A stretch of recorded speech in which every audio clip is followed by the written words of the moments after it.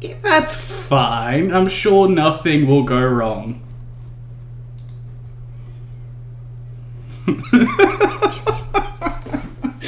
Don't worry, we got Coronas. He'll fucking carry us. He's got the team.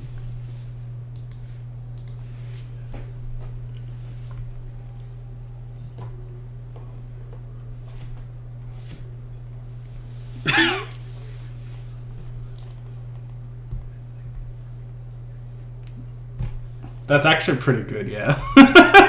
that probably won't keep up, but that's pretty impressive. Damn, that's a good CMB for a fucking bird. Jesus. Is it an animal companion or is it a familiar? Oh, okay, that makes sense. Yeah. Yeah, if you pick up Boon Companion, they're actually not terrible. That's actually something I always run with Rangers, Paladins, and Pathfinder, because they only did one, was it quarter cast or third cast, whatever they're called, after Paladin Ranger, which was Blood Ranger. And Blood Ranger doesn't have the cast level penalty, which Ranger Paladin have, because that was just a stay over from 3.5. So I just say fuck that, because it makes no sense. Like, just give them cast level 4, it's not going to be the end of the world. I might actually pass a bloody concentration check now. Not that it really matters, because most Ranger Paladin spells are going to be like self-targeting or buffing Animal Companion, etc, etc. But anyway, I definitely feel like Nick has been looking forward to doing some combat. He's been on the quieter side for the rest of the game, so it's just been like, I feel like I know what he wants lies. Yeah. Hey, everyone has their own preferences, nothing wrong with that.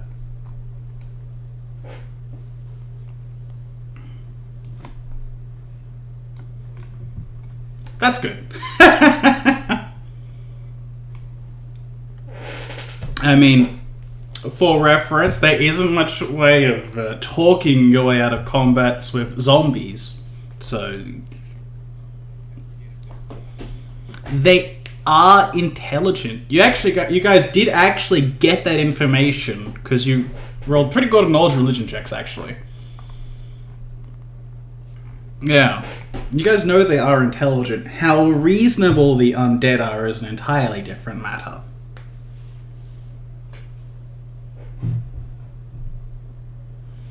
Undead, unfortunately, do have this tendency to just be really massive assholes.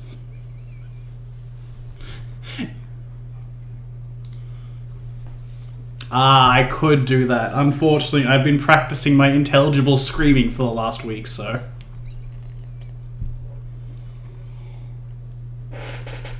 Oh no, I'm just fucking around. It's all good.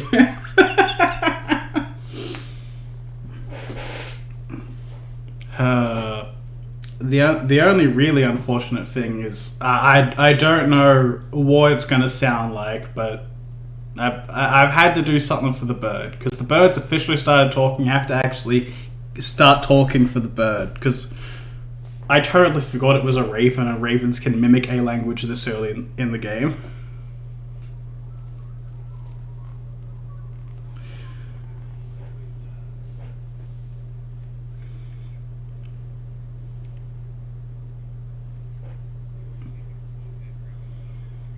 Well, that's true. But the funnier thing is, it only knows one language by default.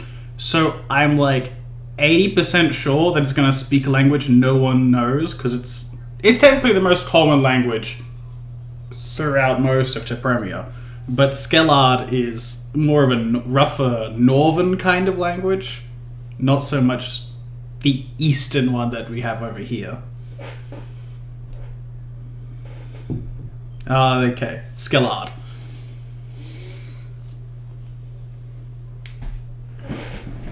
A bunch of languages, yeah.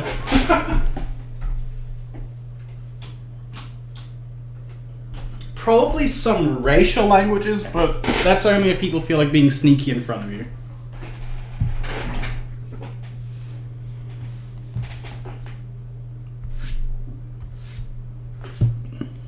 Oh yeah, that also works. Secret languages.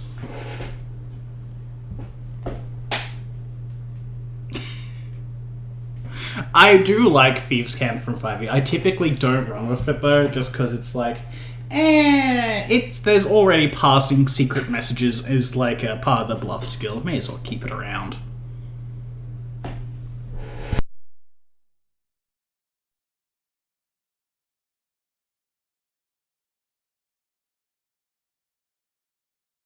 Who doesn't love making use of their ranks in linguistics that they took just for languages?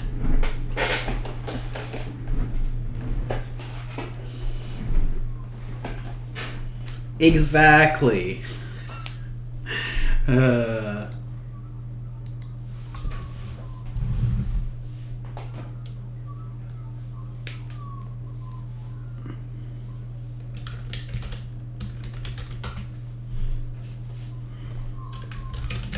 Oh yeah, definitely. Like, if you want to be a spy, that's like the prime skill to have.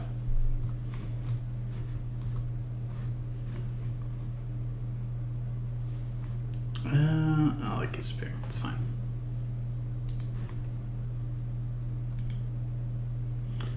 I will give him an at.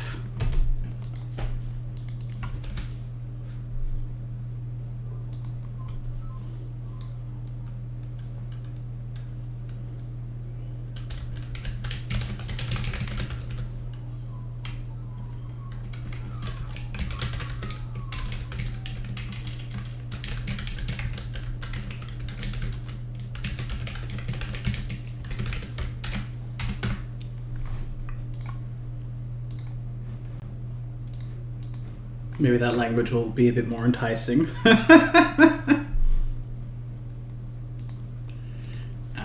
can be minimized, I think. Yep.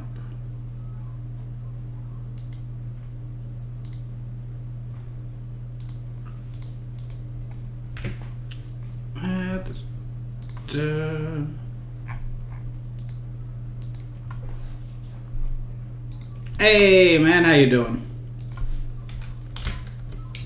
Cool. Alrighty. We'll get this one going. Unless anyone wants to say before we start it all off.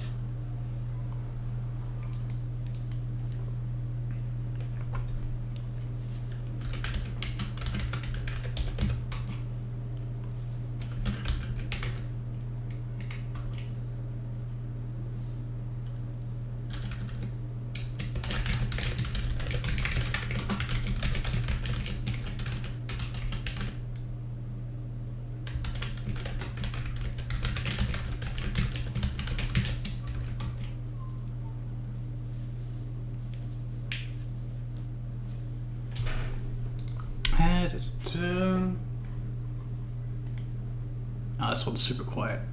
There we go.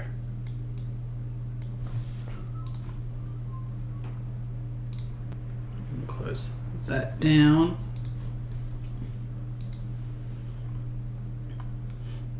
Alrighty. So, we all ready to start?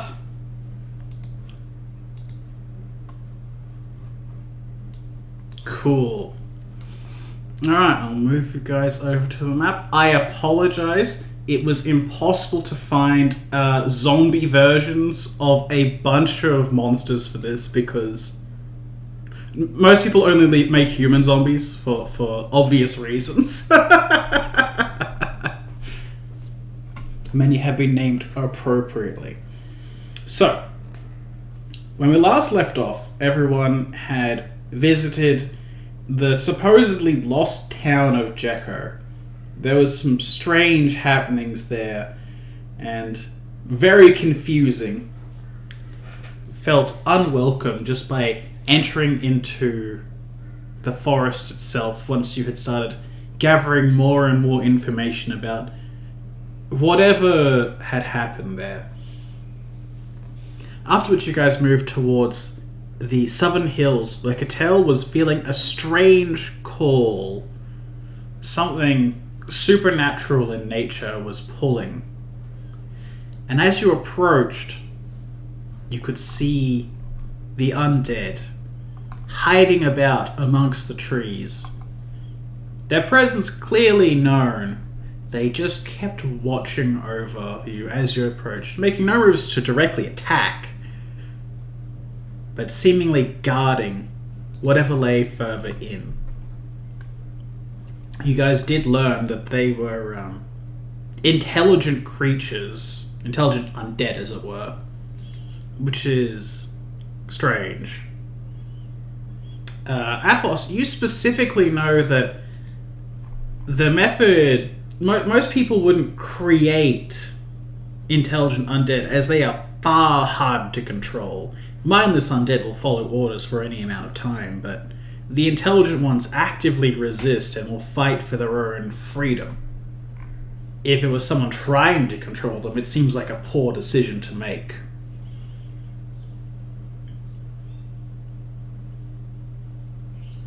But then we come to where we are now, standing at the forefront of the forest. What are you all going to do?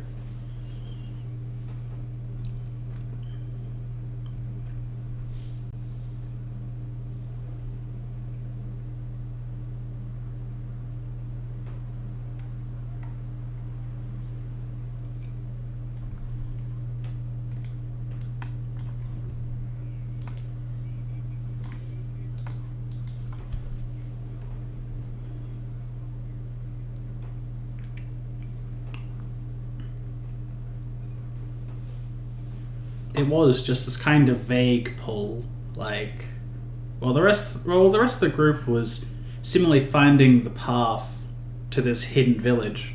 You felt this strange pull this way. You don't know what it was about.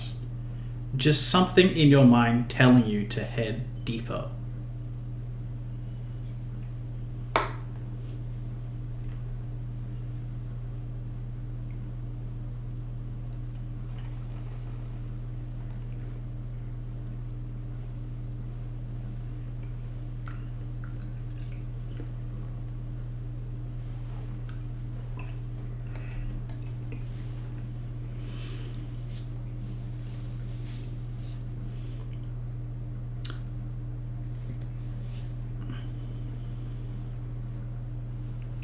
Athos, you can give me a knowledge religion check if you'd like.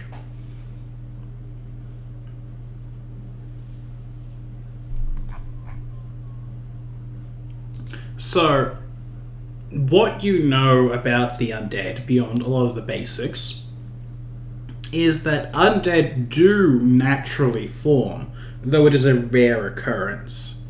When a soul is forgotten and confined to the realm known as the Shadelands, their body will rise tormented and wander the lands as a mindless undead, typically a basic skeleton or zombie, depending on how long it took the soul to reach its destination. But they are always mindless. Only when there's a great conglomeration of undead do greater ones begin to rise up. The more powerful souls coming to the surface and being gifted with some semblance of intelligence and memory. So many of them either indicates a horrible kind of infestation beyond the likes of which this region has never known, or the work of somebody creating them.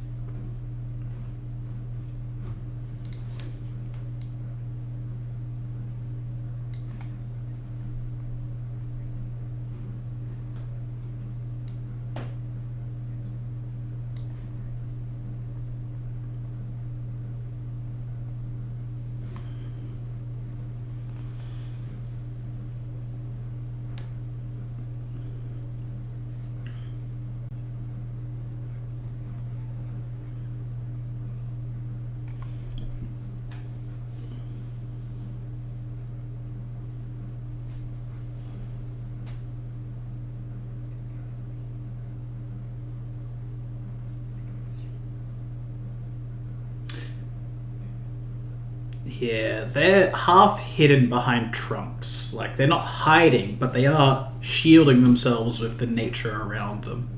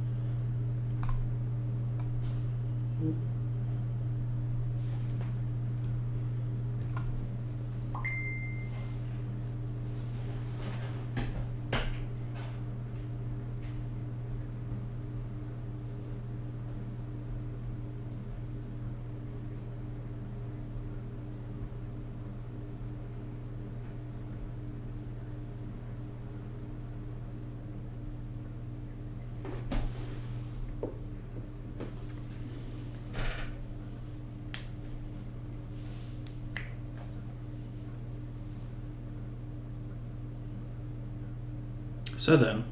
Oh, sorry. Go ahead.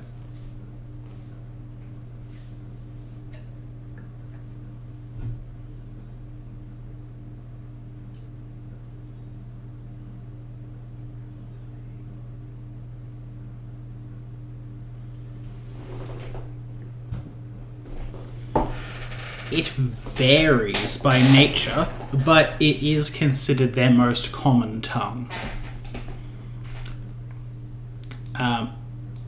You may approach if you like, but as you move up, you can see that they are different in nature. The zombies' flesh, it's still scaled, at least somewhat. Their bodies are swollen with undead musculature. The red scales of the one here is very clear. Similar for the green one to the south. The ones in the back, they have what look to be tails lost of all fur. Strange creatures, to say the least, but you can tell that they were once citizens of this country, or at least the typical ones. Drekons and felinids. Definitely locals of some variety.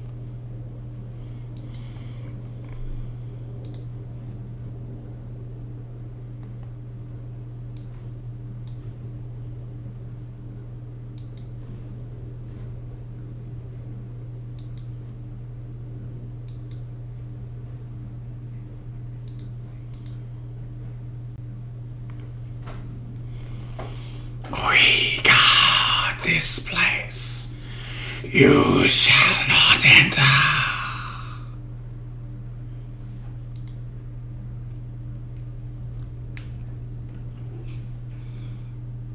It is by divine command. None shall enter the forest, lest they be claimed.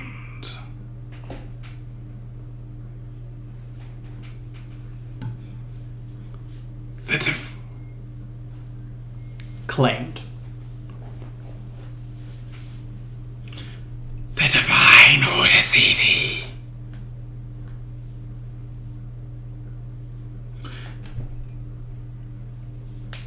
Oh. Sorry. Let me just up the gain on this mic real quick. They said the divine Hutaziti.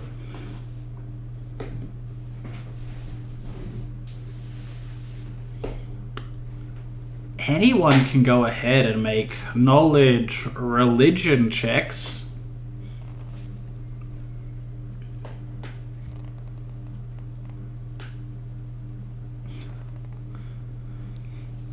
If it's none of you can really pinpoint who this would be. If it's any kind of god, it's certainly not one you've heard of or any moniker that they use.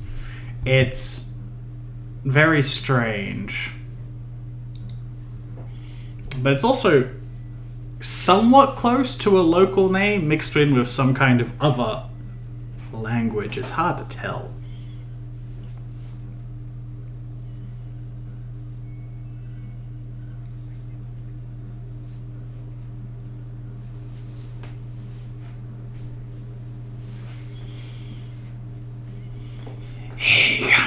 finds us, he knows our path in this life, for he chose it.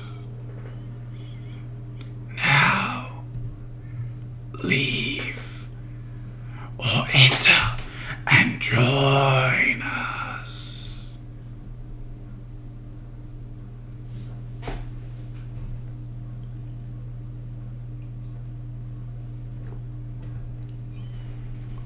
So you may invite your divine purpose upon yourself. None can oppose Udaziti. You would be wise to join rather than foolishly struggle.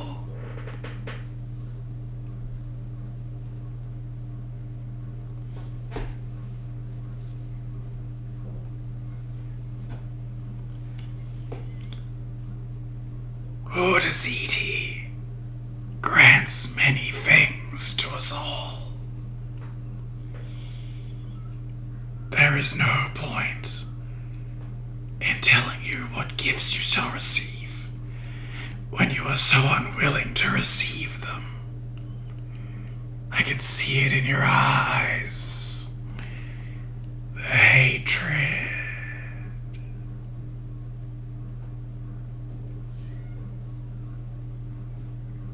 Oh, he can see it in your eyes, the hatred.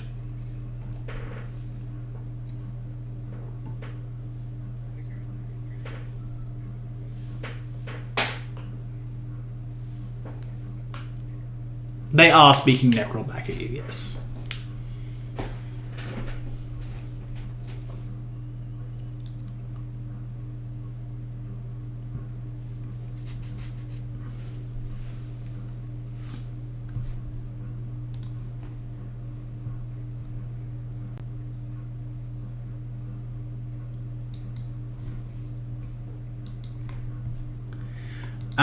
Cronus can.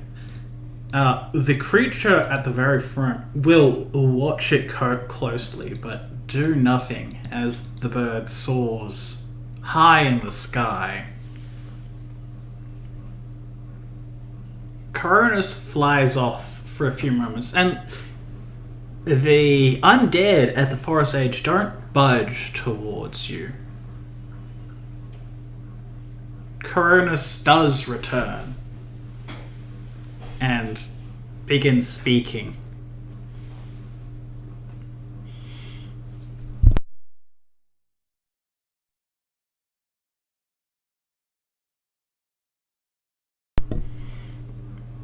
Master, there is little to discuss. The trees have been chopped, ruining the home. The undead must be purged. Master, we must destroy them. The raven looks at all of you. Come! The undead must be slain by our hands.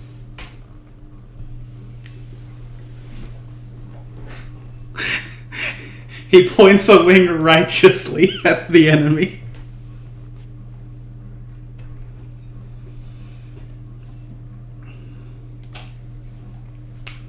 They don't seem to have understood what he was speaking. The raven was speaking specifically in Skellard, so everyone just kind of sounds like this rough, weird Viking speak.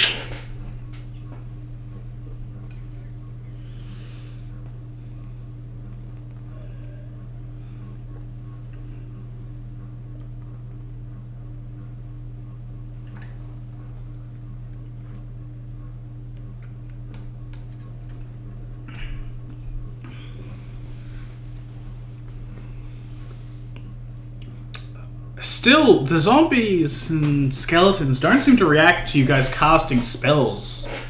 They just stay there, waiting.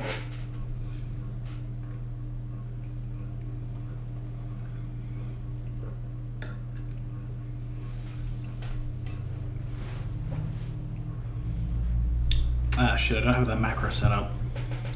Bless up, everyone.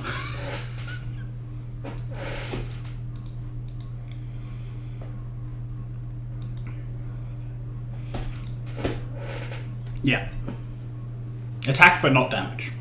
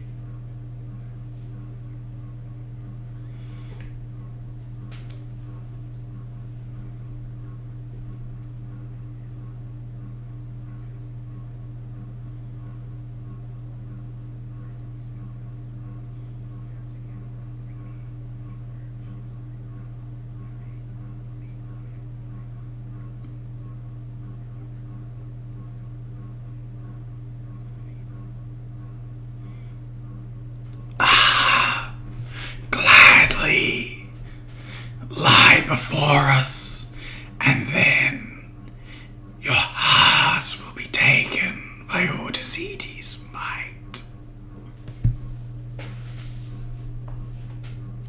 He seems to be literal in what he's saying, indicating for you to lie down in front of him, as he draws out a weapon.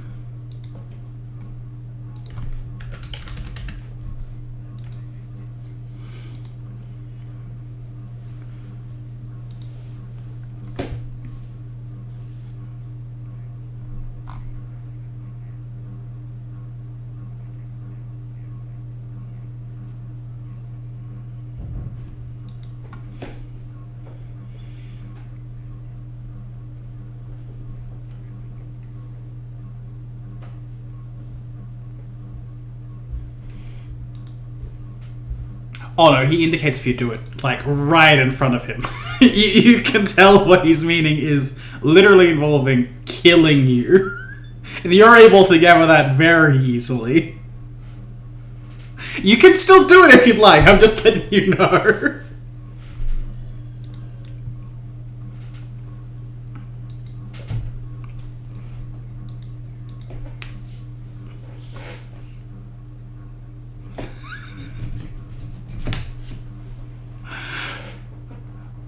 Only the fools can truly find their way.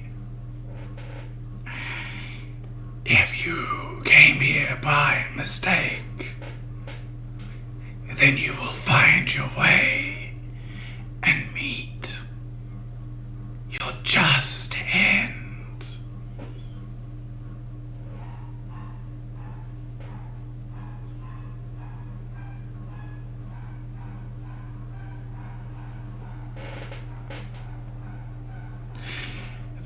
Decided.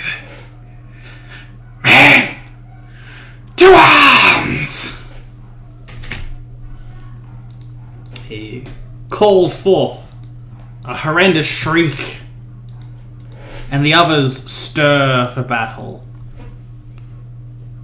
Can we all get a roll for initiative?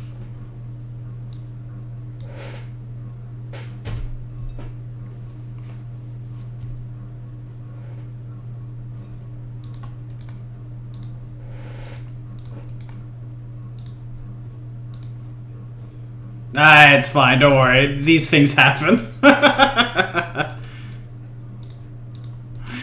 Don't worry, you got this. And we'll go red on you. Yep, cool. Alrighty. Let me get these ones out of the way. Oh god, I forgot about that. Woo templates.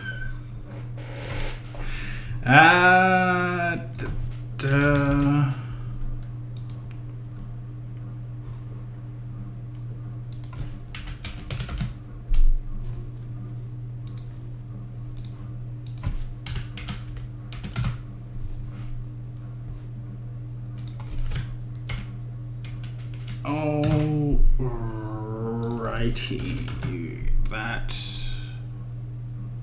Wait. Things are happening. Weird. Alright. Oh, okay. I was just taking its time to update. Cool. Nice. Oh no.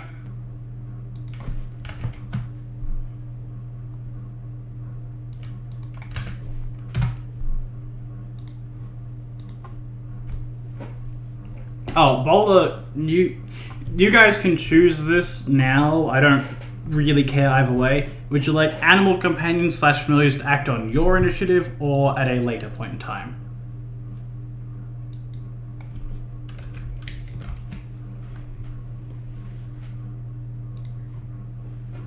Yeah, that's fine. That's all good. Alright, feel free to toss them in.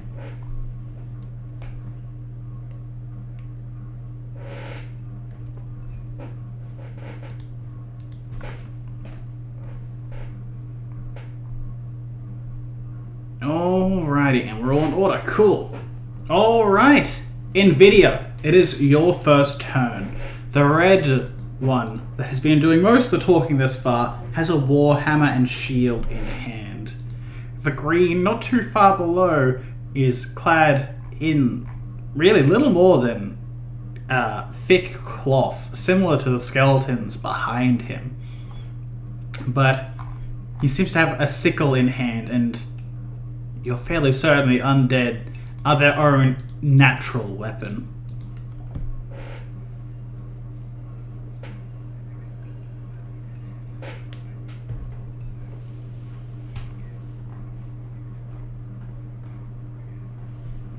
Knowledge, religion, yeah.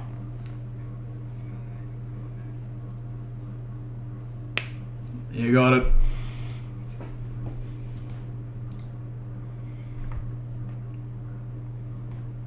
Oh, very nice. Alright. So, you get 3 questions about which any of them that you would like to. What you do know about undead by default is that they are naturally damaged by positive energy and healed by negative energy. They have numerous immunities, mostly to things that only affect the living, but also includes immunity to non-lethal damage, bleed, death effects, disease, paralysis, poison, sleep, and stunning. Mindless ones are immune to mind-affecting effects, but as these are not that, these should be fine. And they cannot be healed naturally. They're also immune to ability drain, energy drain, that kind of stuff. You get 3 additional questions, so you can feel free to ask about their special attacks, their immunities or DR, or anything relating directly to a specific stat, or their ecology, because everyone loves ecology.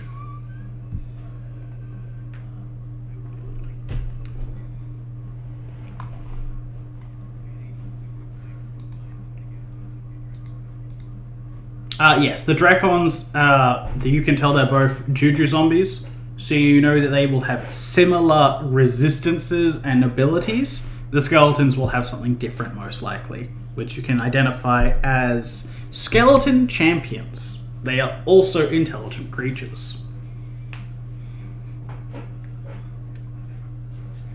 No, that's just a general thing. You can still ask damage resistance and immunities and resistances, etc.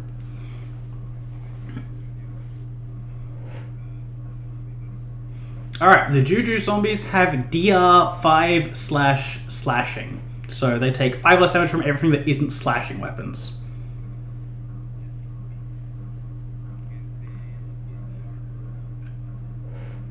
The Felinids have DR/bludgeoning.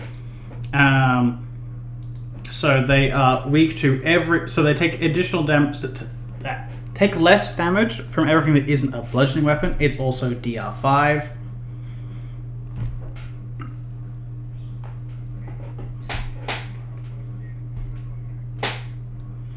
Alrighty. The Dracon zombies have a variant ability of their usual breath weapon. Dracon zombies, their breath weapon is hampered by the fact that by their undead anatomy, but they are still capable of breathing out putrid flames and acid that wounds and disgusts any creatures caught in its area.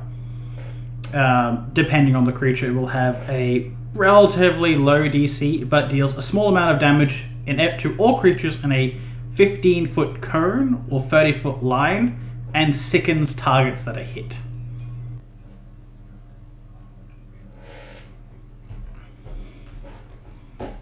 Oh yeah, that's all free actions. That's just what you look at them, you realize what they're capable of doing, and you relay it to the party.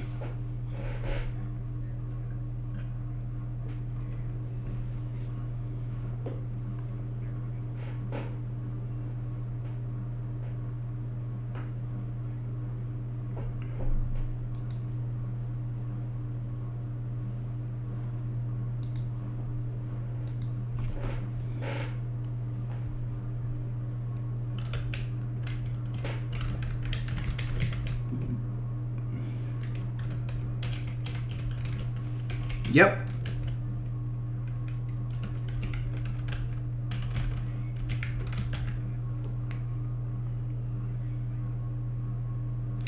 Yep, you're very welcome to. You can take total defense or fight defensively, either or.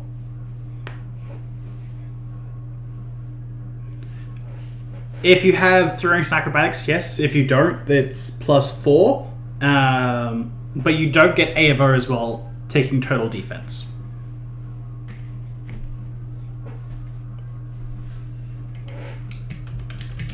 Oh, sorry. You don't get A of O's if you do total defense. You do if you fight defensively.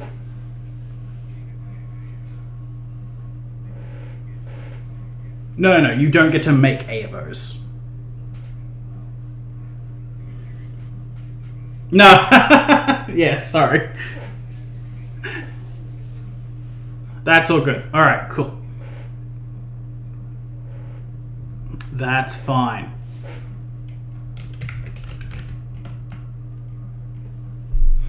Alrighty, that's you done for the first turn. Cool. The next one. The skeleton draws out a bow and takes a shot at Athos.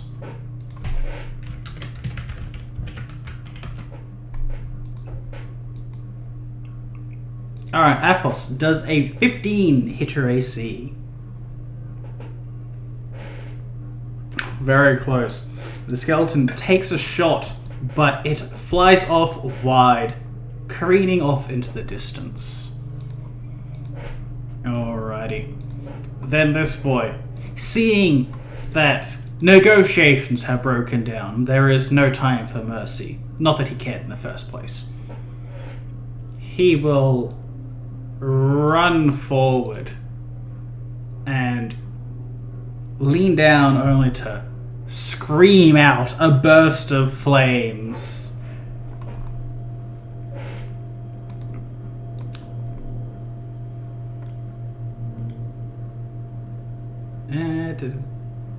There we go. Alrighty. So, Balder, Athos, and Nvidia, can you all give me reflex saving throws?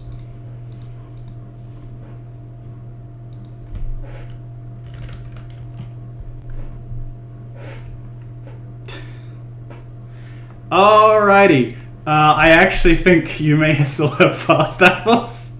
Yeah, you do. Tragically, these people have terrible charisma modifiers. They're undead, exactly, yeah. Alright, so everybody takes a whopping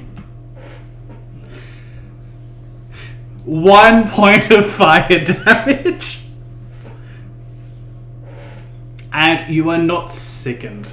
There's horrible flaming viscera that shoots out from the zombie's mouth as if it was disgorging its own guts and blood, but boiling you to a crisp. Disgusting as it may be, it seems to have left you unaffected. It is then Balder's turn.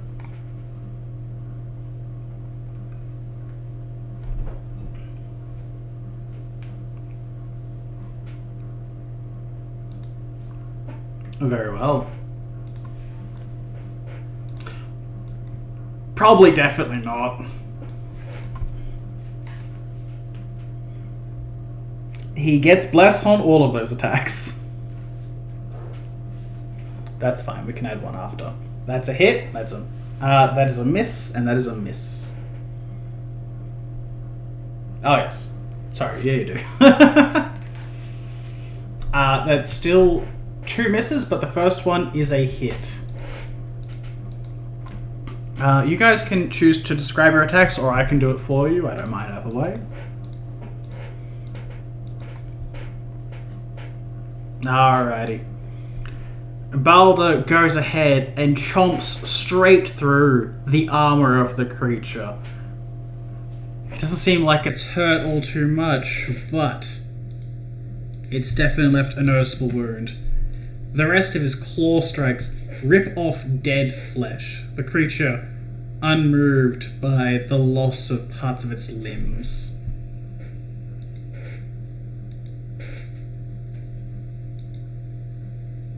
Yes, I did.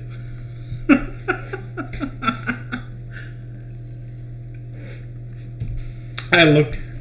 Yeah, exactly. I looked at it, I saw the alert, just like, yeah, that was me. Alrighty.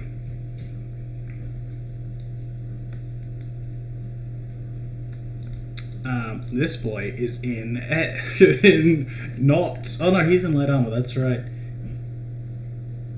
This boy over here runs up and unleashes a sickly blast of acid.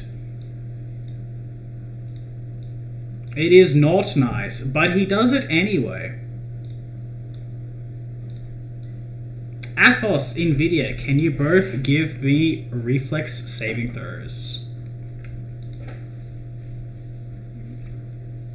I actually have to check. They have different DCs. This one, no, it does not.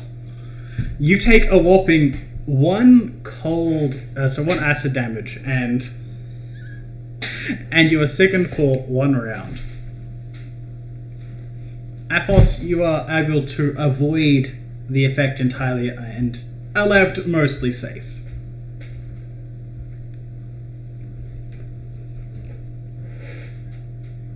No, it's just sickened. Yeah. That's -2 to all d20 rolls and on damage rolls for this turn. Yep, and then the one up here is going to move about through the tree line and take a shot at Hazrazlan.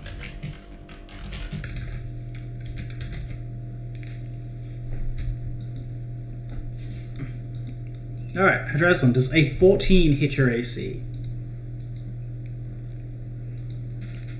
Skeleton fires at you, but your armor manages to save you from the worst of the blow. Katell, it is your turn.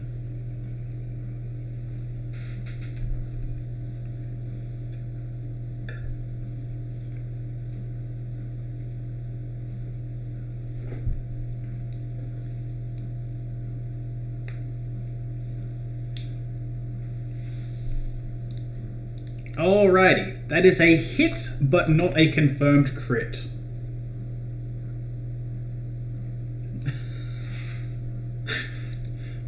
You fire off at the zombie, and it pierces straight through the chest of the green Drakon, but it seems completely unfazed by the action. It pierced through nothing but dead flesh. That would have been a great attack roll if you actually managed to confirm the crit, I'm not gonna lie. Hadraslan, it is your turn, unless Katell has anything else to do. Oh, good.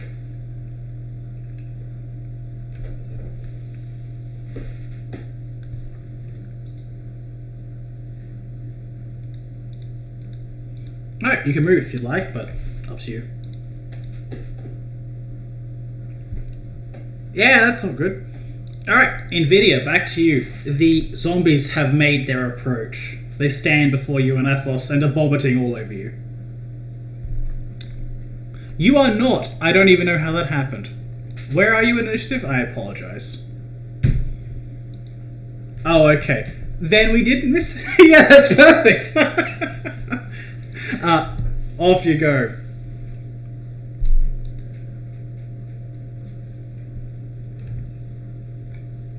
Alrighty. That is on the green Drakon in front of you, yes? That is a hit. And a heavy one at that. You slice at the zombie, your scythe catching against a bit of its armor, but you drag it through, leaving a visceral mark straight through its upper torso.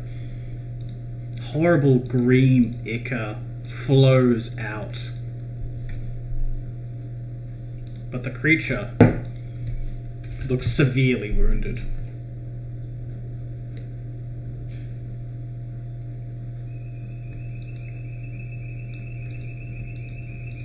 Alright, anything else for your turn? Very well. Alright, now it's your turn, Nvidia.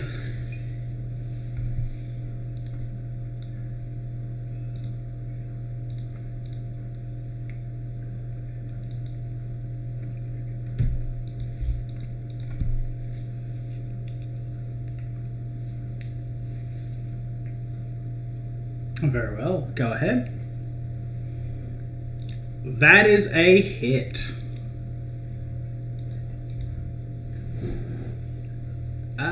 It does have the -2. Nice.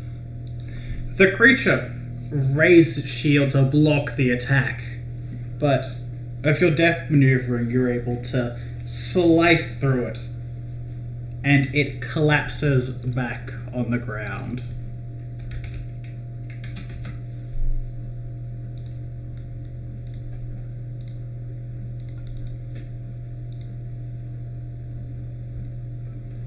That's all good.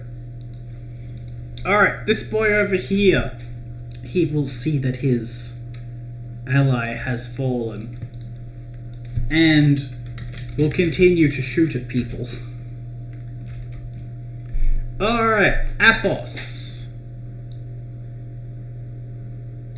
Oh, he moves up to here first, just so he can get a nice clear shot, and still miss horrifically. Does a 7 hit you? Yeah, I didn't think so. Alrighty, that's him. This boy is very dead. Balder's turn. He is... The target he was nomming on is now very dead.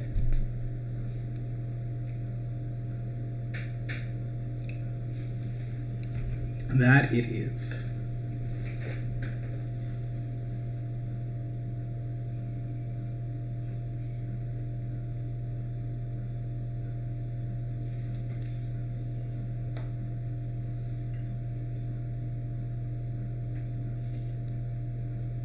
Oh, okay, I was going to say, what's his speed like? Yeah, even though he's an animal, he's smart enough to know how to avoid the blades of his foes.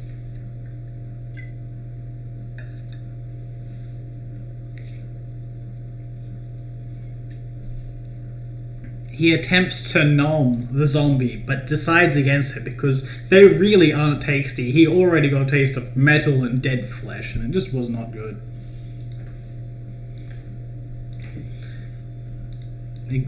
Shocking, I know. He's not a carrion feeder, unfortunately. The green Drakon holds a sickle out and attempts to strike at the tiger below him.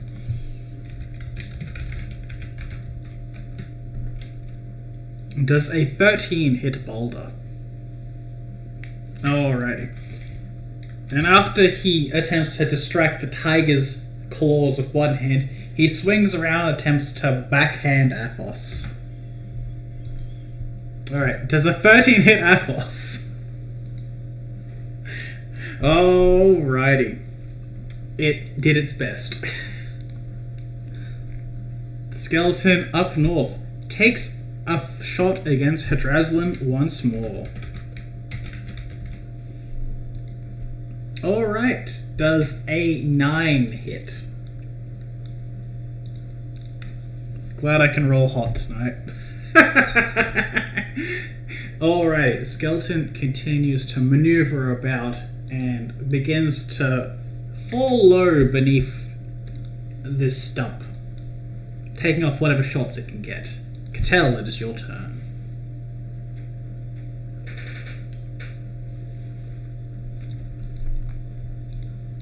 Oh, he's still in range. He has soft cover.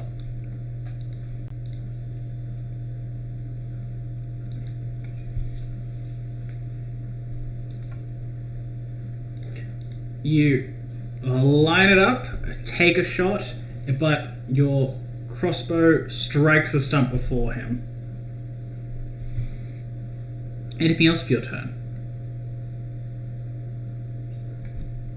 Alrighty. Hadraslan, is yours once more.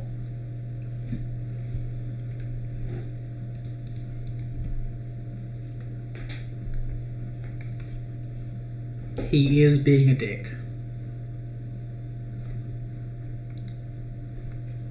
Alrighty. That is a hit. And it is piercing damage as usual.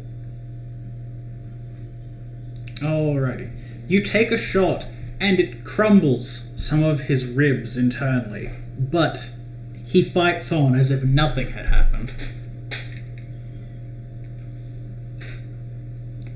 Athos, it is your turn.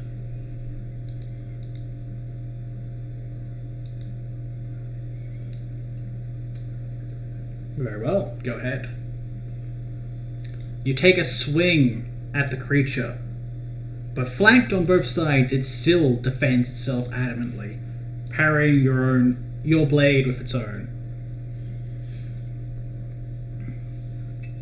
Is that you for the turn? Nvidia, back to you. You are no longer sickened.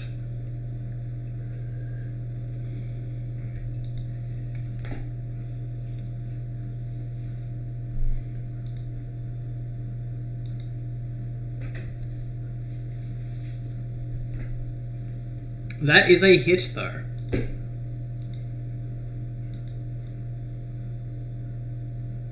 You take a swing and manage to eviscerate the Drakon in a single blow.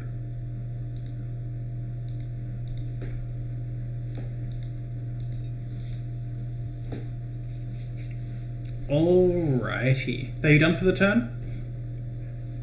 Very well. Skeleton back here. We'll go ahead and take another shot at Athos. Eventually he will hit. Alright, not today though. Does a 12 hit? The answer is no. Then he will move back a little bit. Alright, Balder's turn. He decided not to normal the last one. That was a good decision, because it died anyway. What will he do, though?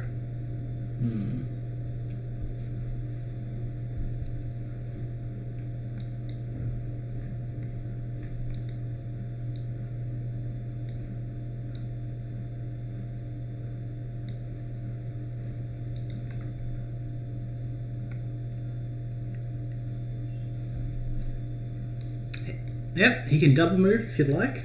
Yeah.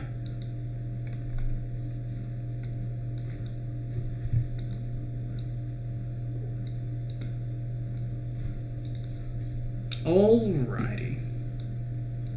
This one can be removed. Skeleton up north is going to valiantly decide to shoot at Nvidia instead this time. Alright, does a 13 hit Nvidia? Alrighty. Seeing that his attacks have been ineffectual thus far, he retreats back behind this rock. Katell, it is your turn.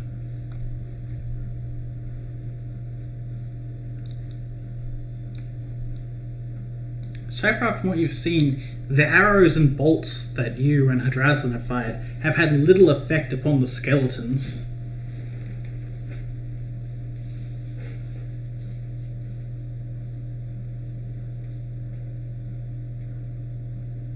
Uh, 30 feet by default, 60 feet if you would like to double move.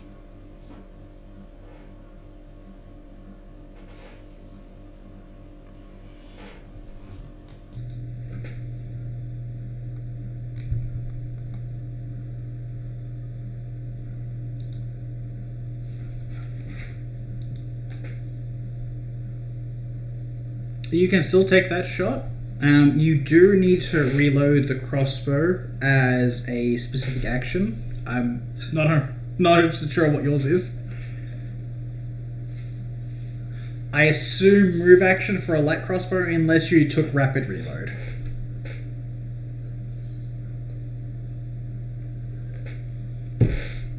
All good.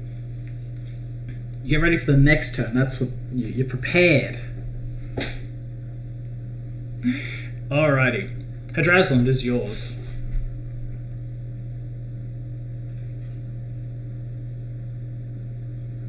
Alrighty.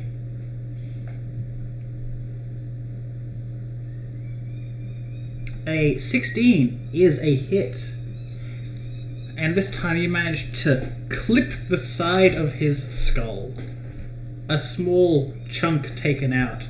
It seems he was wounded this time, but only minorly. Yeah, that's what's wrong with. Alright, they done for the turn? Cool. Athos, yours.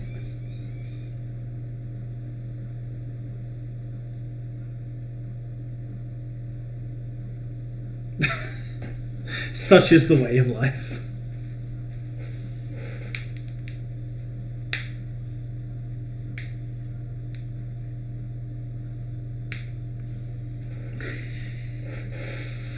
Alrighty.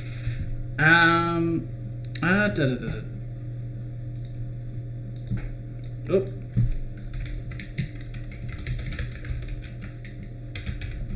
I was going to say, does command have humanoid only target? If it does, you can rescind it, it's fine. But I'm just checking.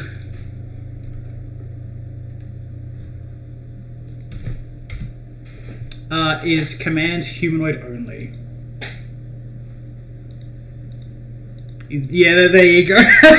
You can take that back, don't worry. You know undead, you know what works on them. That's all good. If you like to take a different stand action, you're welcome to. Alrighty.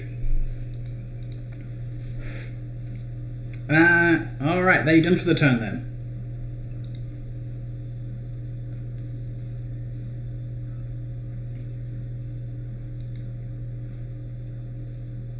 I believe it can. You can summon it within range and 35 feet.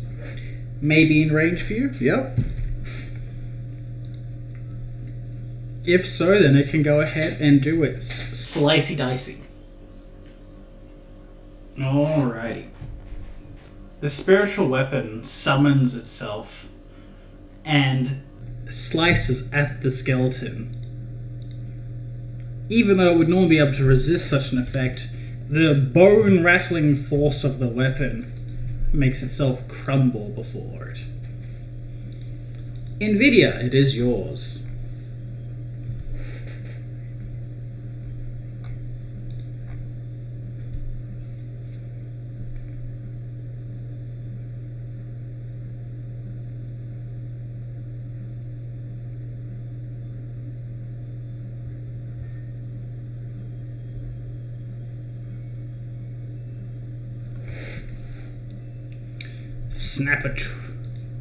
Yep.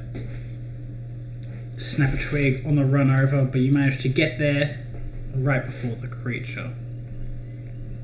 Alrighty. This one over here goes ahead and takes a shot at Balder as the tiger approaches him. Oh, I actually rolled well. There's a 23 hit Balder. Alrighty. Are you ready for its amazing short bow damage? Balder takes 5 points of damage as the skeleton lets loose an arrow that flies through and scratches the fur, rips apart its skin. However, then it's Balder's turn to go ahead and beat the shit out of it, so go ahead.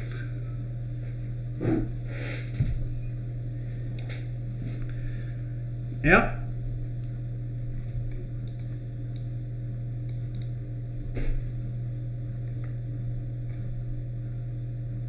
Yep. Ooh, only one hit.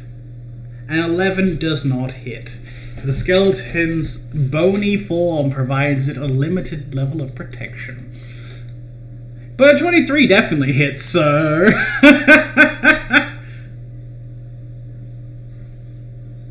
Alright, for...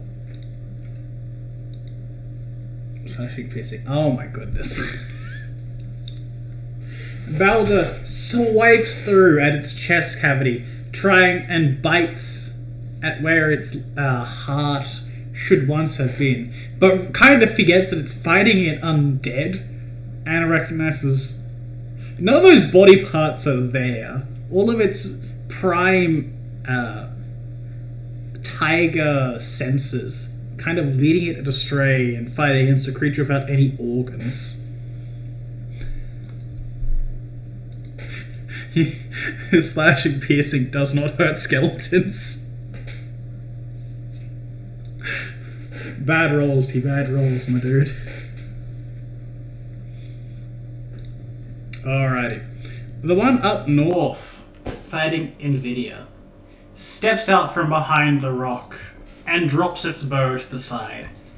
Its bony hands attempt to rip and tear Nvidia.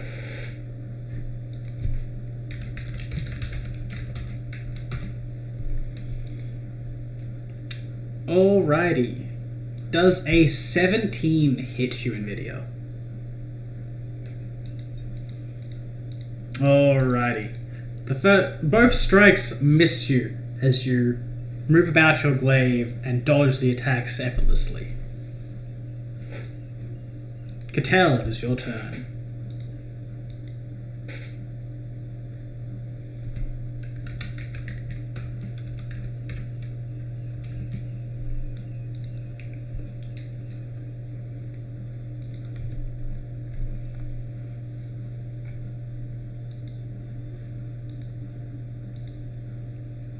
Hey, there you go. You take a shot off at the skeleton in the back. And distracted as it is of Balder in the way, it takes a shot to the head.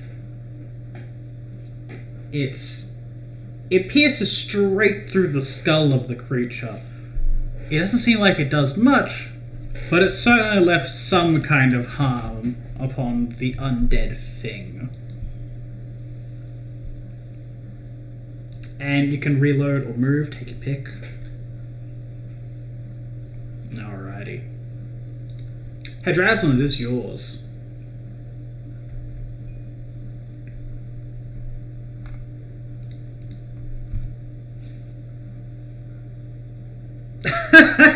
Yeah, that's how it kind of goes. Ooh. You take a shot off. Can you roll me a D percentile?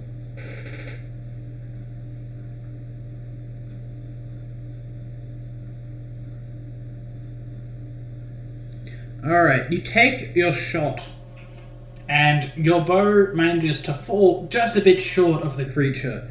It lands in the square right before the skeleton and scatters dust into the air, but otherwise leaves everyone else unharmed. Your arrow. The shot from your bow.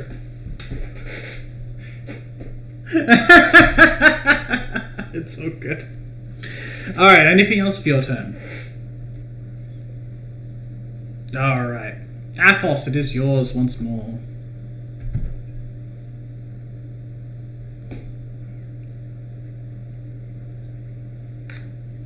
Very well. That is another hit. And the skeleton crumbles beneath the weight of this extra-dimensional weapon of force. Its bones shattering before the might of this magical weapon.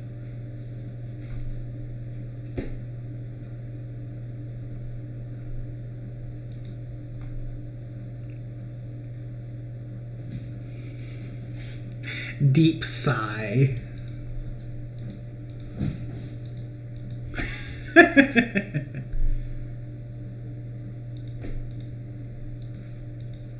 Alright, anything else for your turn? Alrighty. Nvidia, it is yours once more.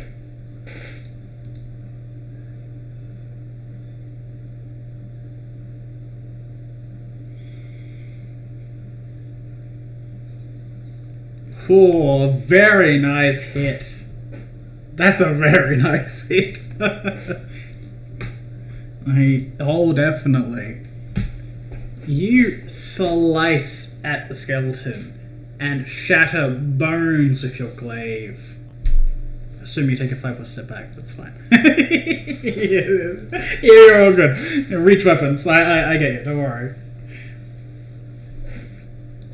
It's fine regardless. You shatter the creature before you, and each of them has finally crumbled to the ground.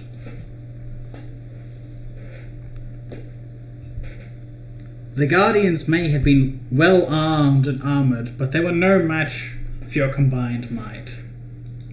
They lay defeated, and victory is yours for now. That is the end of combat.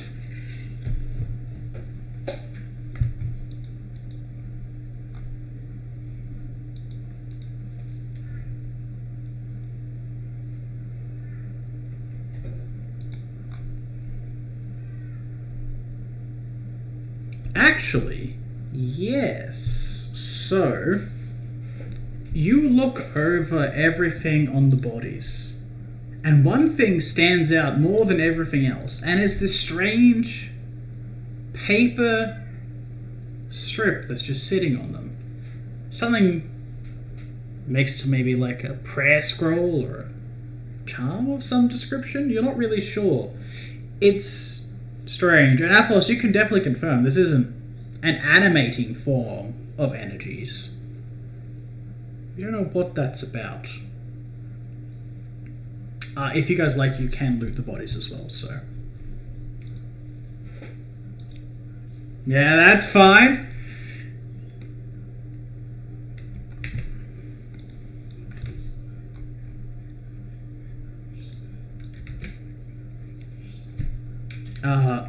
The only thing that seems to read any magic is that paper.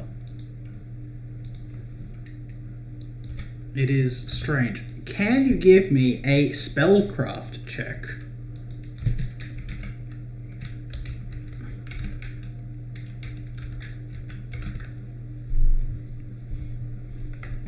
Oh boy. Oh, apparently. Oh my goodness. Yeah, you guys look over these things and you recognize they're not scrolls, but there's some kind of similar magic. It's very strange. Katell, you look over this, and it piques your interest. This is old. You know this is something that people don't use anymore. This is some kind of ancient form of magic.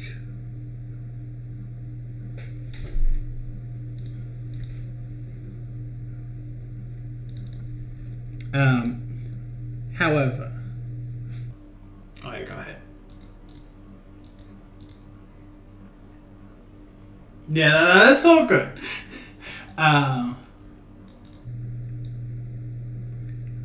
Something you guys do recognize. You don't know... Does anyone here speak Felinid? I wouldn't think so. That's a... he does not... Valor does not speak the language.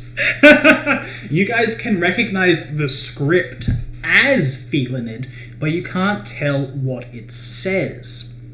Bestelin uses Kitsune, Drekon, and Felinid all as its own script, but uses different variations on how they actually produce their language. So go on. Oh no, if you could attempt to translate it, but it would probably take a good bit of time.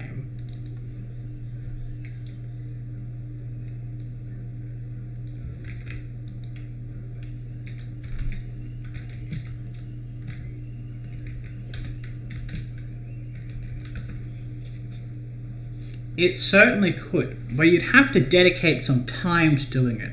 You estimate it'd take a couple of hours, not like a whole day or anything, but it'd take a little bit. You guys don't really know what the undead do for, well, if they do any kind of patrols. They didn't give you any real answer on whether or not they have been here for a while or move around a lot. It's hard to tell.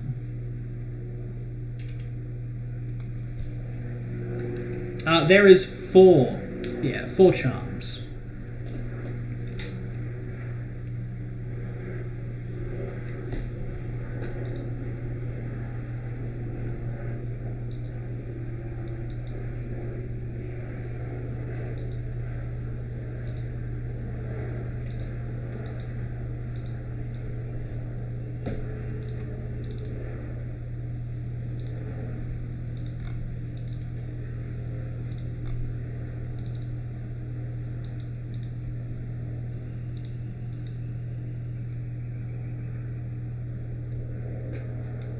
Oh, very nice. Alright, so you're going to go ahead and cast Comprehend Languages? Alright. So, it doesn't seem to have any proper script or anything. What you can tell from this is that it definitely is magical in nature, which you could really tell with the Detect Magic, but Comprehend Languages lets you read that this specifically says Hootaziti. And I'll just add, now that you guys actually have it in written form, I'll just go ahead and post that for you. I understand. You would not guess how it's spelt by default.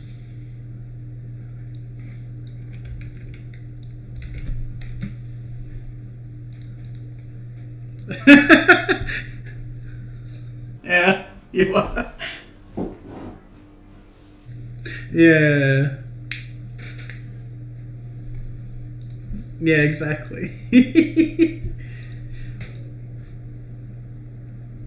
However, as you look around, you recognize that one of them doesn't say that. It says glory. And that was on the red Drekon. All the others are the same, though, so it's unknown.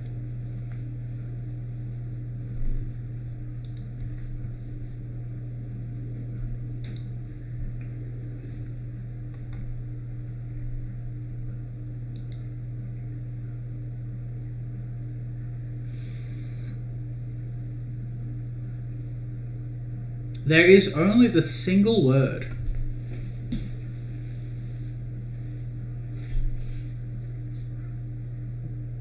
You guys know these things are magical and they have a single word on them, but Really, what that means is impossible to tell.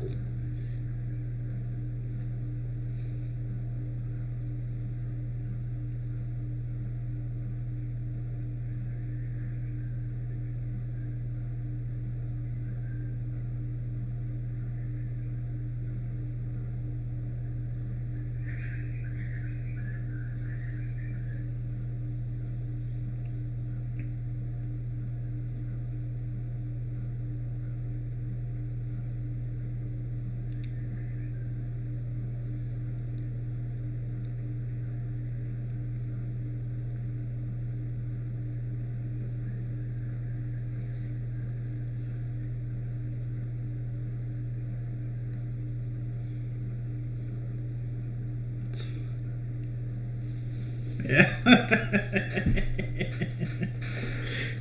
Coronis turns to the group and says, though they may have been undead, they deserve proper burials.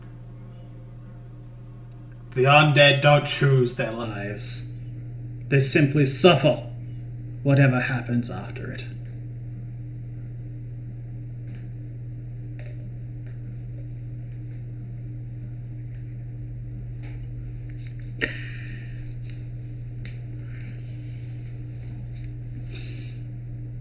In the name of the final death, we honor these souls as they pass on to the next life, as they travel through the soul sea till they reach their just destination.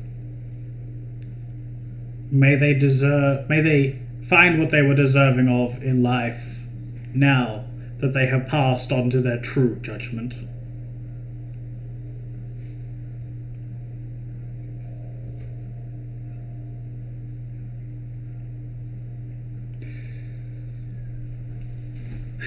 He looks over at you and just says, you keep me around because you can't remember the verses half the time.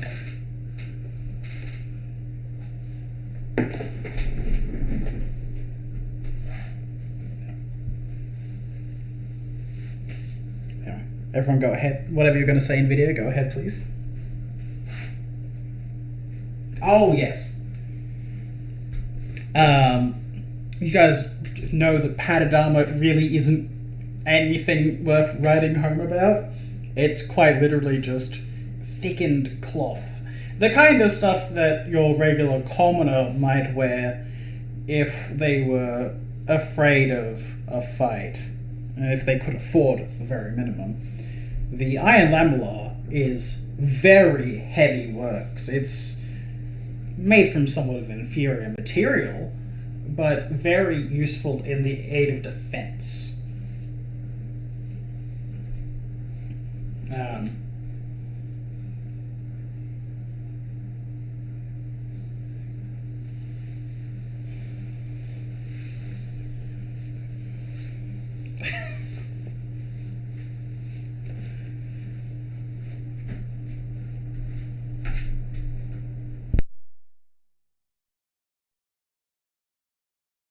I'm pretty sure no one in this party is actually proficient with heavy armor, but...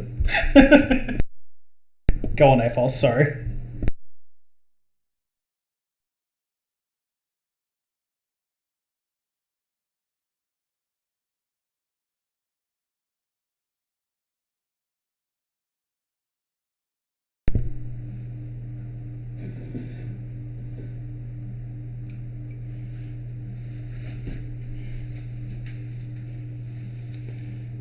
Yeah, you guys are in a colder region, so it would make sense if they were some kind of locals or if they were from a region nearby. Something along those lines would make a lot more sense.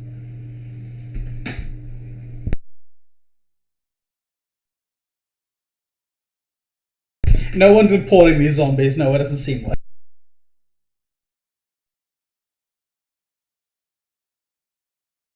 You don't know. You guys looked over them with detect magic and like, and you just couldn't really make heads or tails of it. Just that they were some kind of magical charms.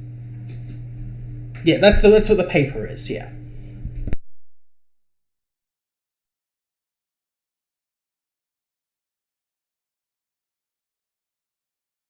Oh yes, Katell has is pretty good at alchemy actually, and she can recognize them very quickly.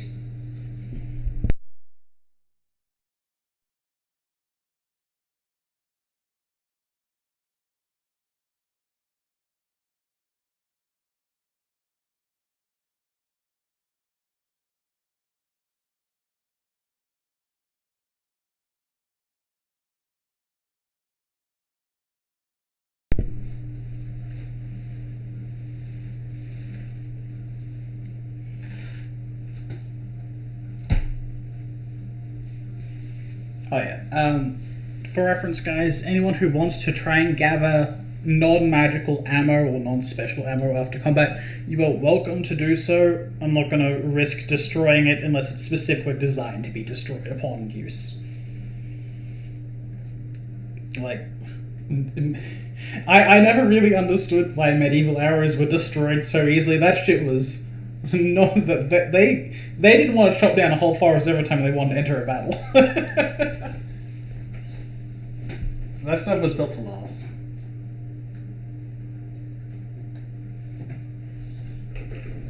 Oh yeah, it's not hard to do in theory. Like the most valuable parts are the parts the least likely to break. But yeah, non-magical ammo, refunded after combat. I don't care, but keep track of arrows. If you're gonna shoot like 50 in a combat, you can't just have a quiver of 20.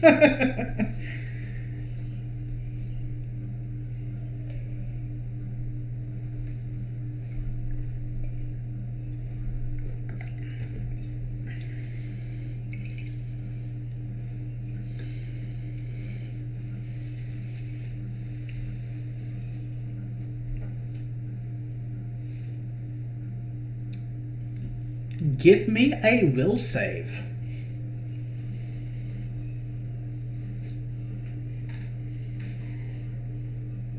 Alright. You don't feel the same pull as what you once did when you were traveling. Before, it felt like you were trying to be guided to this location and deeper into the forest. But now, with the aid of your friends, or acquaintances, whatever you would like to call them, you know that something was happening and it's lost to you, briefly. But you can focus on it. You can tell where it's trying to take you, but you don't feel this kind of obsessive compulsion to follow it as you may have once done. As your feet... Yeah, go ahead.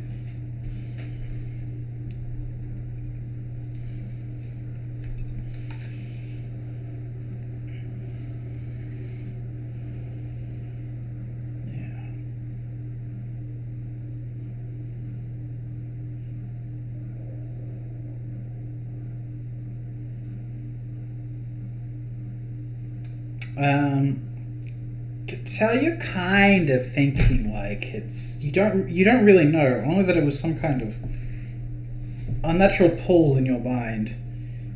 You start looking around, thinking about it, and can you give me a perception or survival check?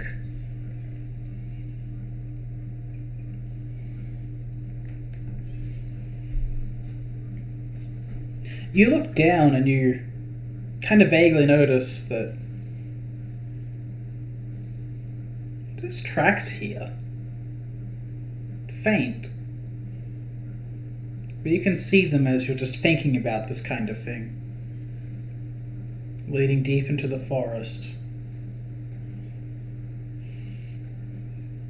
You can't really pinpoint where it was trying to take you, but you know there's some kind of trail that you could follow if you so desired.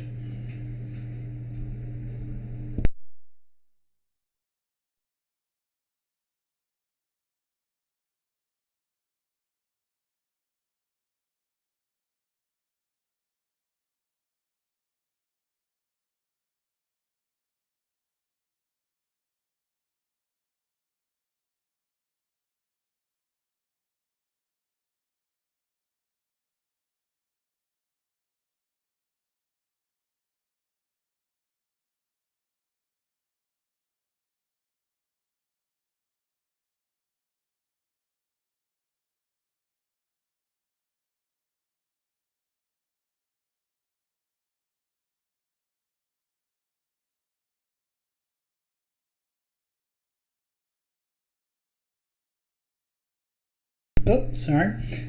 So you guys arrived in Jecho a bit before midday. It only took you about 2, maybe 3 hours to travel over here, and the combat went by relatively quickly, even after the discussion prior. So it's a bit before early... It's about around early afternoon, but before sunset. You could camp out here for the night if you'd like.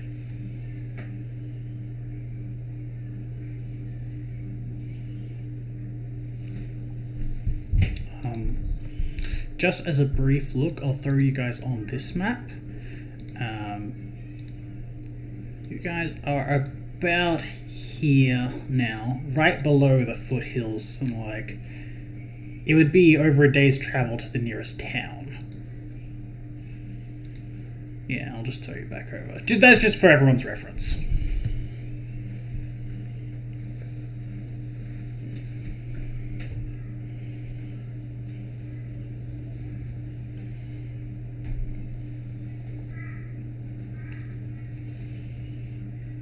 Yeah.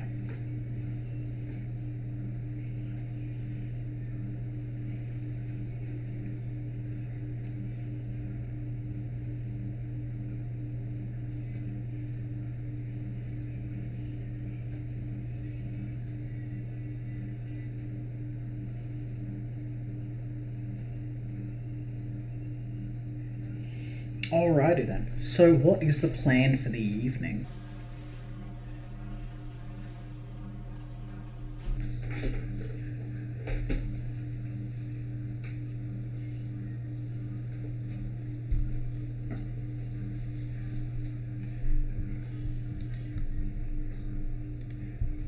Alrighty.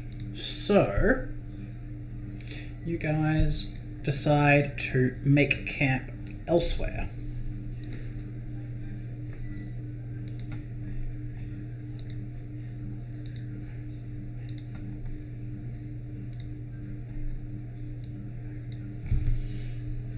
Alright. So, no zombies are currently breathing on you. Just ominous breath in the wind.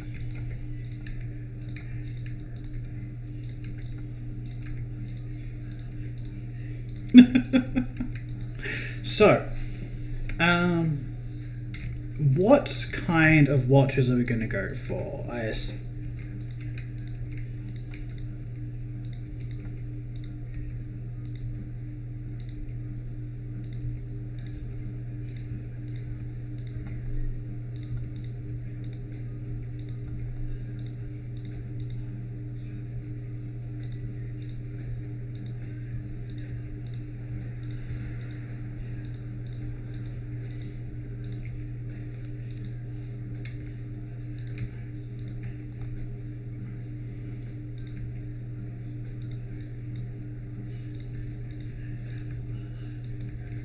It would.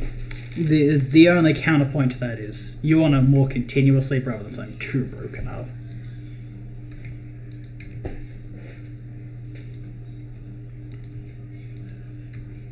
No more than usual.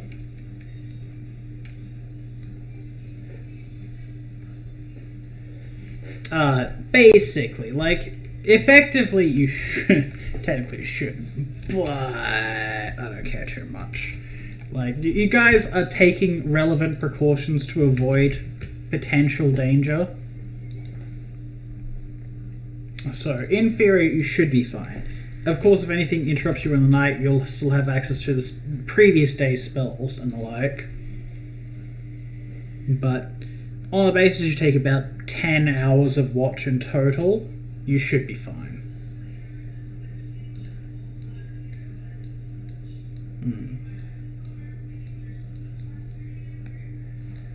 Anyone may include companions as they so choose.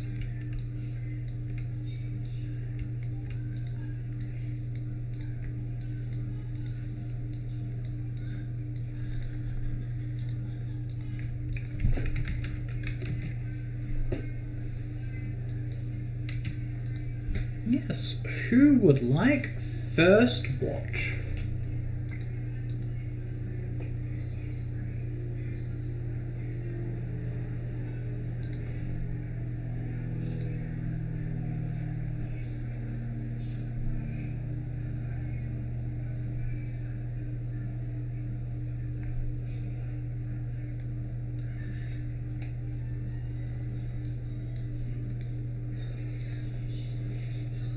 Alrighty. And now an important question. Are you going to cold camp or not? In the middle of the night, it will drop as low as just below 0 Celsius, so 32 below.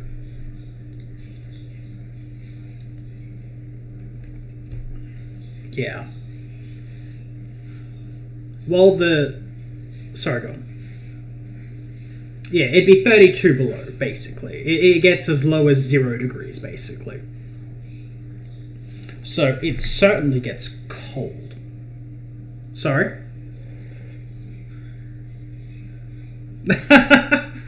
Most of the party is human for reference, yes.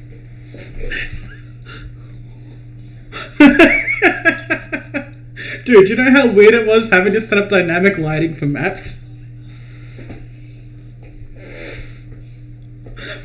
No. That's the opposite of what I was saying. Almost all the time, everyone has dark vision. It's so baffling to not have it happen.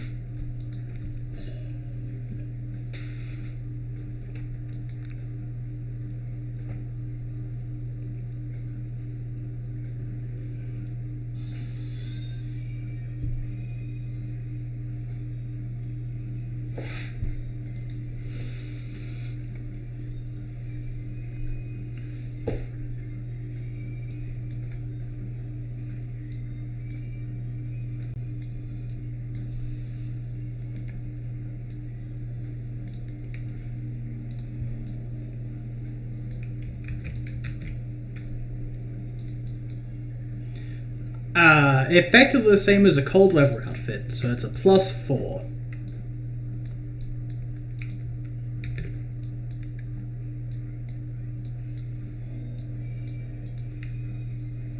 Yeah, though you'd be surprised. Those actually aren't too horribly worn or anything.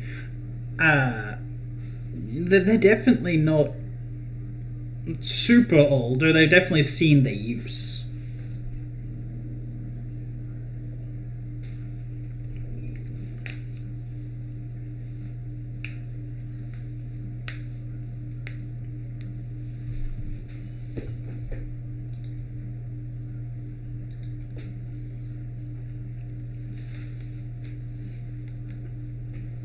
Alrighty. So that's the plan? No, that's all good.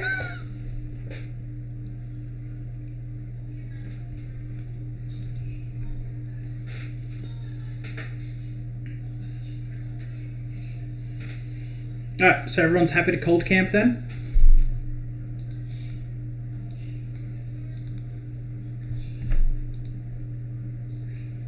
I have no idea if people actually have tents, but you have tents. Oh, very nice. And we are cold camping, so there we go. That's too big, but there we are.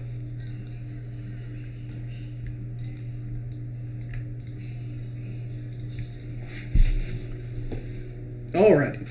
So first watch, would you like to give me your perception check as you keep out a watch on the night?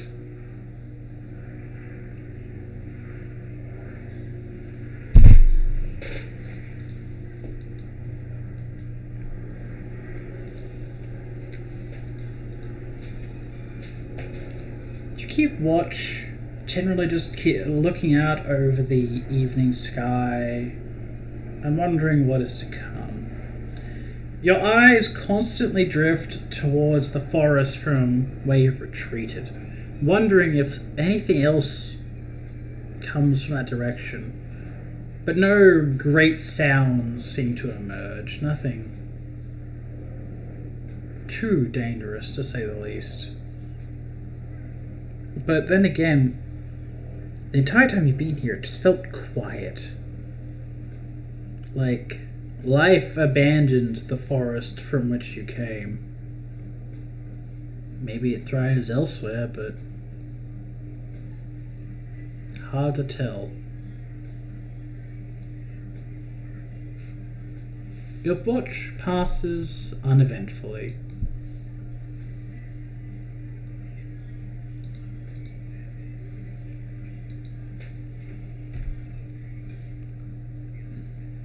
Yes.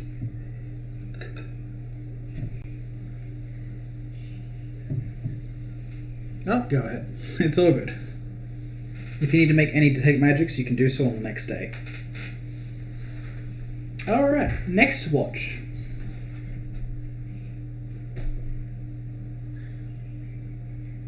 Alright. Athos has taken second watch so far. You may also roll for Cronus if you'd like. Oh, okay. Sorry. You may also roll for Athos if you'd like. Hey, there you go. Boy, oh boy, that's a good roll. Athos, you keep a lookout, and while nothing really seems to happen throughout the night, your mind wanders and you ponder the natures of the undead and their place in all of this. Because it does struggle in your mind, like, why would someone raise intelligent creatures? The maintenance for them is so much higher than other creatures, even if they are somewhat independent. The worshipful tone they gave that individual, you recognize it in a sense. It wasn't loyalty, it was fear. Something drove them to follow that Hootaziti. But it wasn't just their creation. It was something else. You keep a lookout over the night, knowing that the undead can see even the darkest depths. But they never come for you. Perhaps they were bound to that forest after all. But who knows? Cronus is off eating some bugs somewhere else because he got distracted very easily. These are tasty fireflies.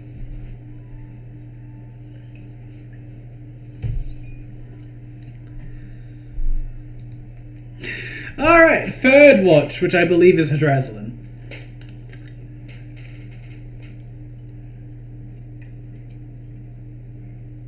You can if you would like.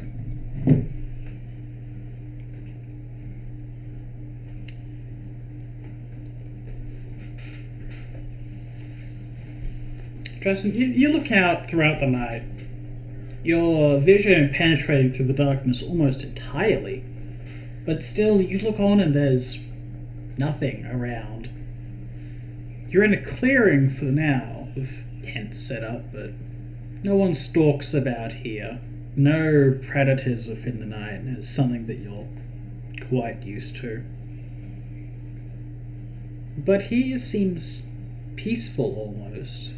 Despite the ominous air surrounding you, despite that forest presence. For a moment, at the least, you feel a sense of calm. The rest of your watch passes uneventfully.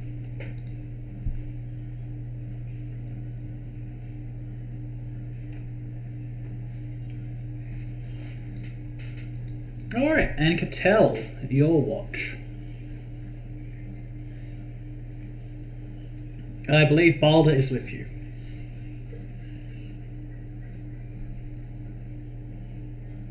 Yes. If you'd like to do any talks between each other while everyone else is asleep, you are more than welcome to, guys.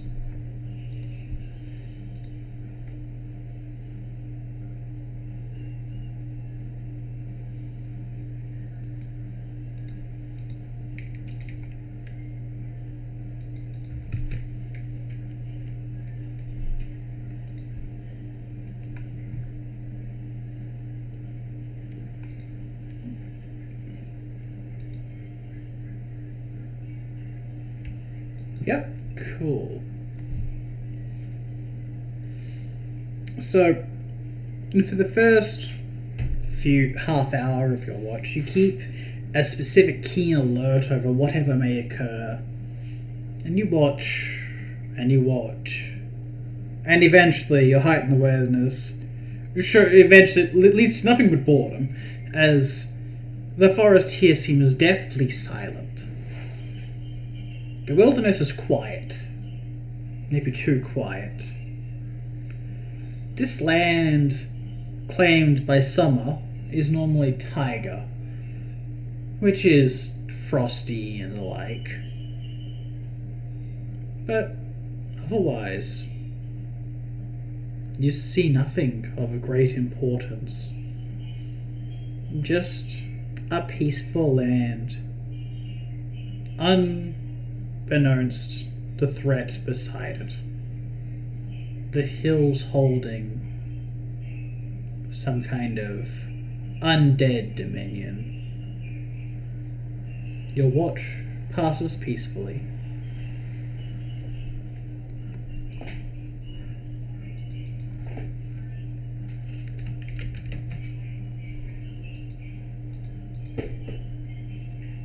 And come the morning, you wake everyone, and nothing bad happened throughout the night, somewhat to everybody's shock.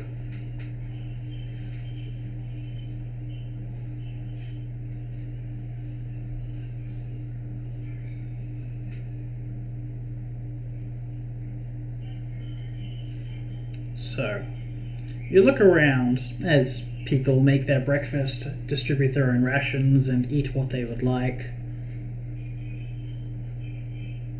And you wonder what you're going to do for the coming day.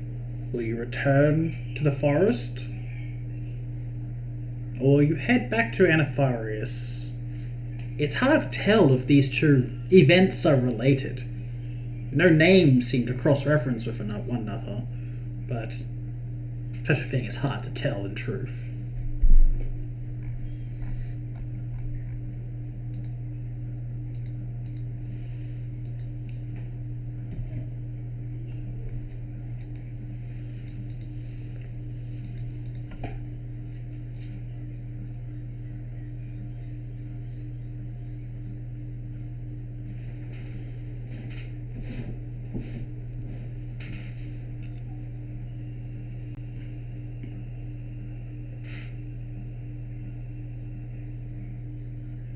Cronus nods. Yeah, you're good. Everyone take a 5-minute break to grab drinks, go to the toilet, whatever you need to.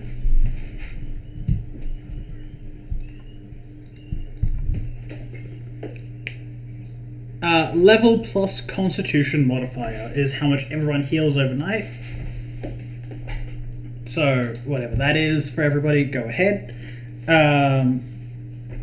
I did some maths and went through numerous online conversations about multiplying it at certain levels, but it just comes out being horrendously too good. I like the steady recovery without healing magic because it just makes a lot more sense compared to the I heal fully over a single night's rest that other systems have. It's a fun thing, but it's just interesting, how many of the third party and adventure modules and meat grinder modes that exist just to remove it. No. So level plus con overnight. Ability score damage, you heal 1 damage by default.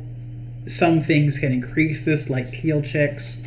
If anyone wants to help someone recover overnight, they can do that, but no one suffered any damage in that fight. Yeah, exactly. They did their reflex saving throw attacks and that was it. I'm genuinely shocked. The DCs for those ones are low, but it's the guy that had Iron Lamella and a shield had an AC of 20. You guys you didn't miss once against him. Yeah, he had an AC of 20. You guys rolled 22, 26, and another plus 20 attack on him. I was genuinely concerned that fight might take a while if everyone rolled really trash.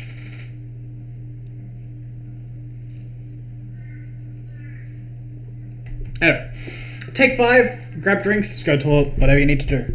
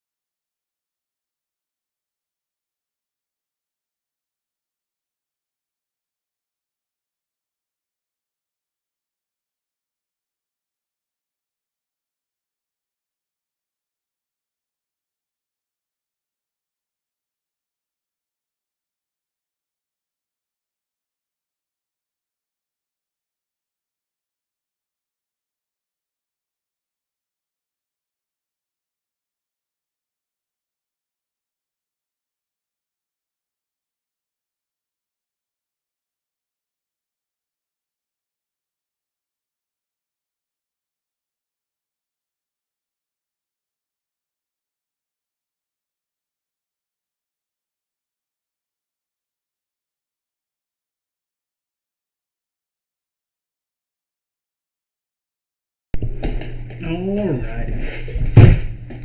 We all here?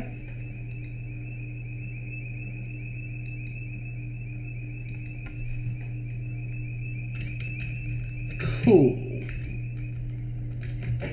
Alright, so the plan is to move in deeper. Is that correct? Cool. Oh, excuse me for a second. There we go. Alright, so now the real question that you have to ask is, where are you going to go? Coronis was able to scout a little bit in his initial flight, and he saw 2 distinct ways to follow. One was a forest destroyed. Cut down were all the trees, and life was hard to find.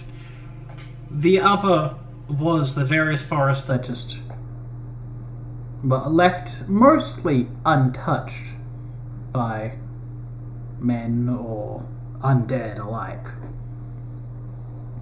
The tracks lead off in the way of the worn path, but it is your decision to make which way you travel.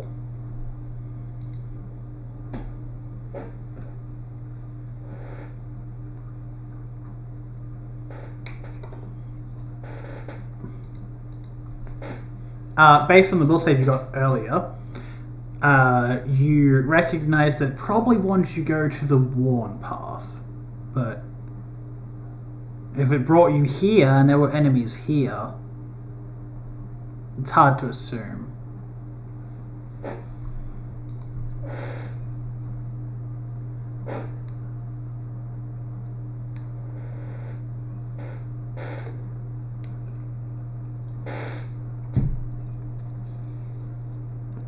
But guys, loot though.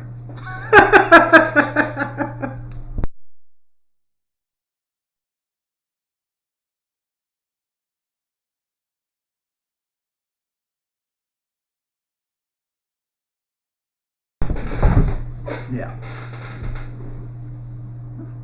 But you all managed to gather some information from each other after, like, what your feelings were in the previous night's watch.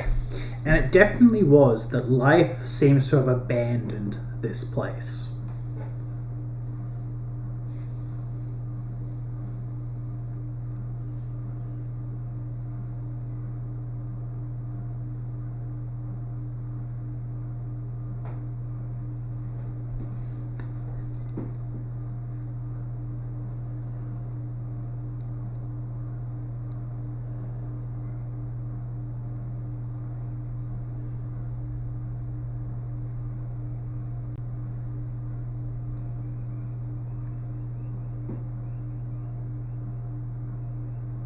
Yeah, there is entirely the possibility of exploring both locations if you would like to do so.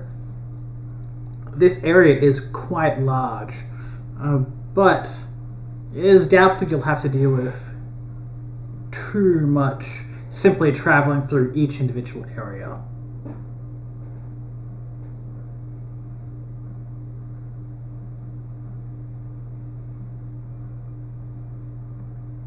So if you are to travel through multiple, the real question is, where to first?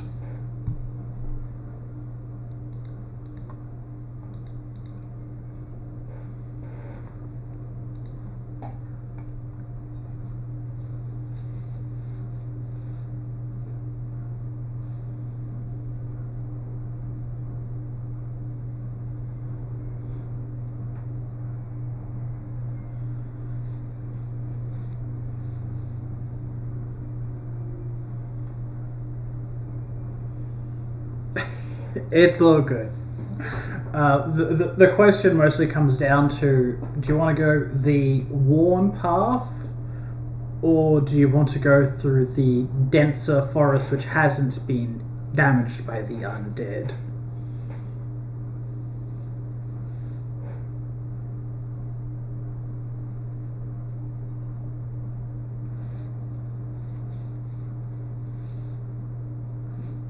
Yeah.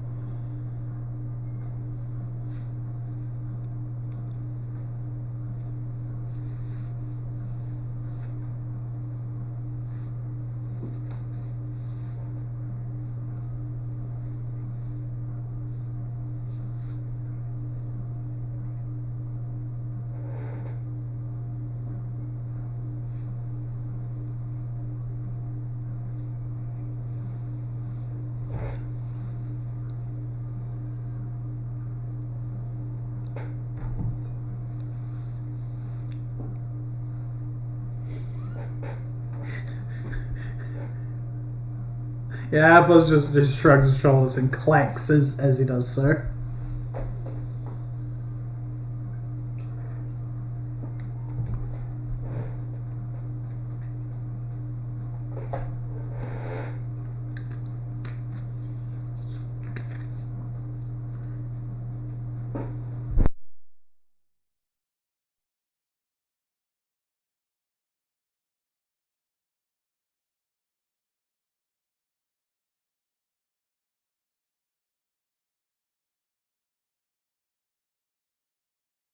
Distance does naturally alleviate the problem of horrible armor.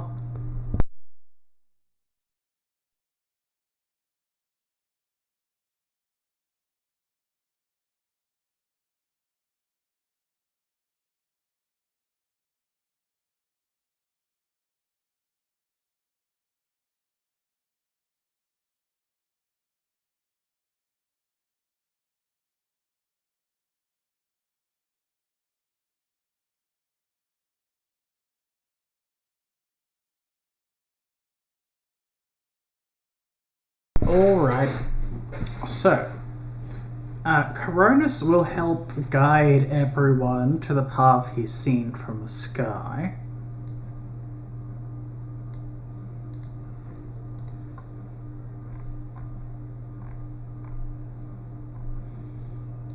Eventually you come to this dense thicket of forest.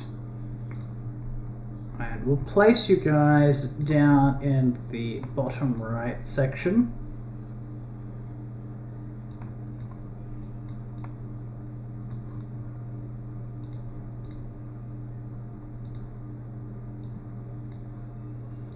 Anyone who likes to, you can say your X amount of distance off screen, but we won't have relevant stealth checks for you, so you can just sit there if you'd like. Yeah, that's all good. Just keep note of that in case combat does break out.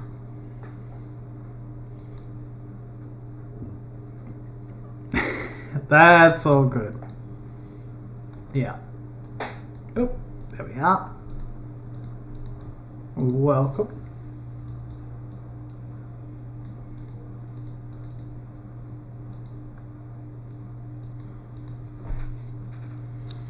Alrighty. So, you guys look throughout the forest ahead. Here seems untouched by, at least, logging, but not so animals. There's definite tracks throughout the land. Definite that something has traveled through. You guys can... Yeah, sorry, go on. Yep, knowledge, local or nature. Take your pick.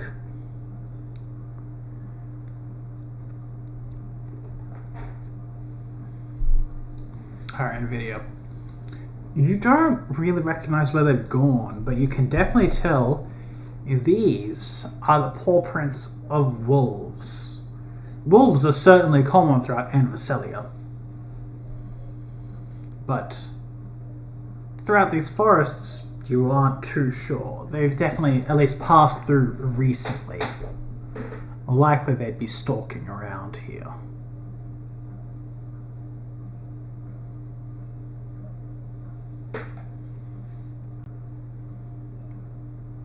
Oh yes, and Cronus is able to pick up on the same thing.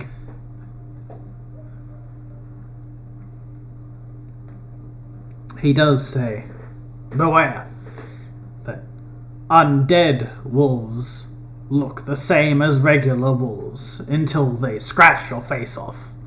It is a terrible fate to experience, but their eyes are just as tasty.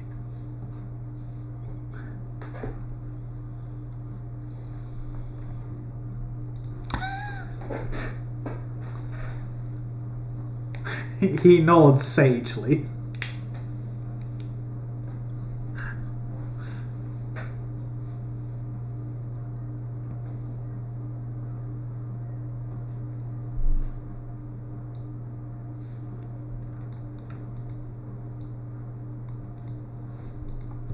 So, you guys can, whoever's feeling like they want to stealth through the forest is free to go ahead and move if they would like to.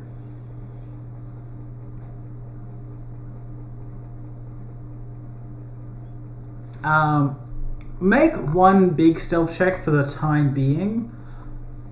If you need additional ones, I will call upon it. But we're looking pretty good. We're looking pretty good.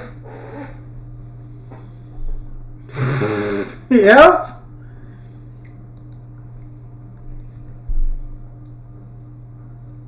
That's not too bad. Yeah. Avos is off in the distance and he's safe.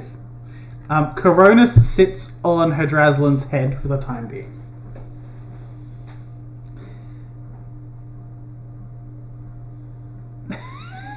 Katell, you're glad that you're all the way in the back.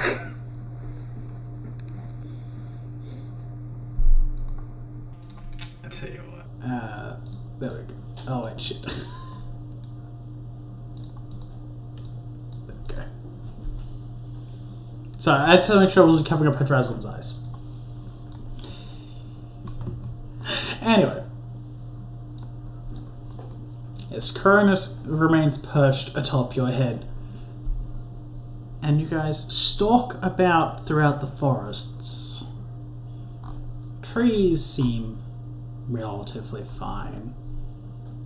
There's no corpses or carcasses just simply laying about. Only the definitive track of wolves moving through the area, but no men.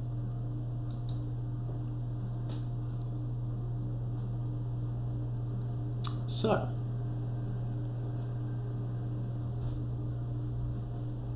feel free to move a single move action as you would like. So 30 feet or whatnot.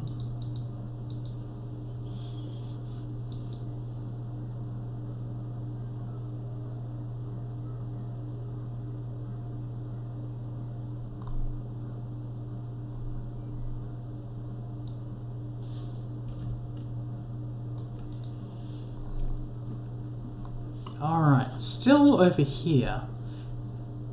The large tree stands stalwart. Some look dead, leaves fallen all around, but you're able to avoid stepping to create any significant crunch. But you hear one off from the distance. Can everyone give me a perception check? And by that I mean Balder, Hadraslan, Coronis, and Nvidia.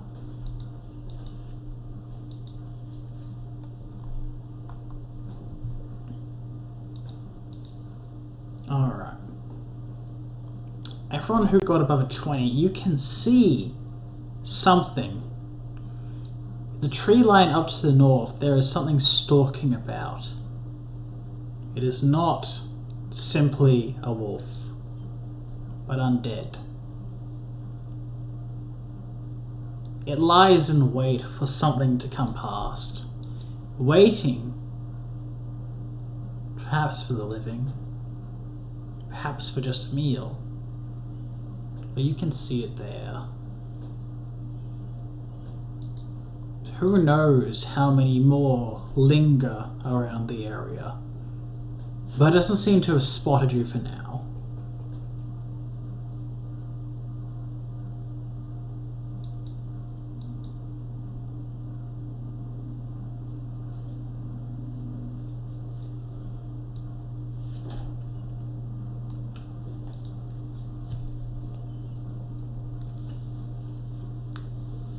You point out, and with the assistance in video, you can see the wolf hiding amongst the low branches of the trees and the bushes below it.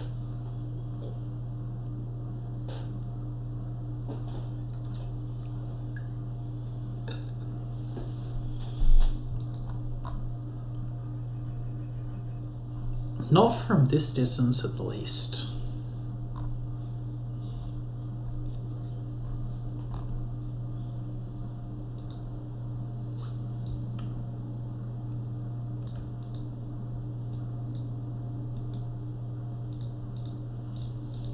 Hadraslan, you're able to relay the information to the rest of the group.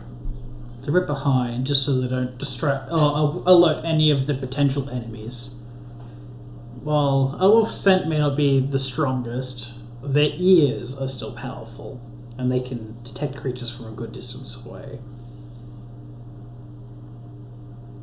It may be best for these two to remain further back.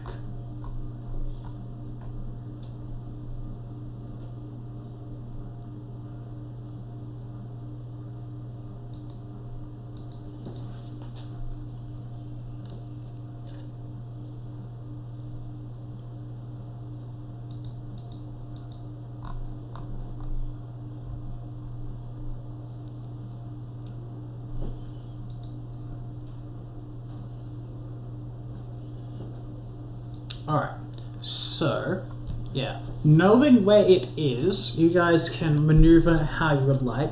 Obviously, the closer you get, the more likely it is to spot you.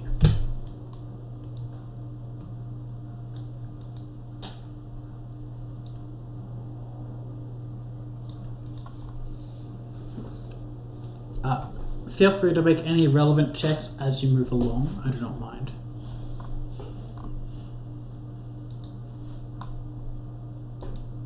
If you'd like to, go ahead. Any other relevant checks, you may choose to do so.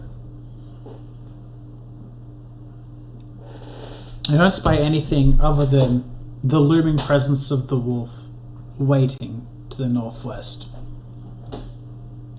Hadraslan, you don't really know much about these kinds of creatures, only that if this is anything like the others, wolves can be made into juju zombies much the way as a regular person could be.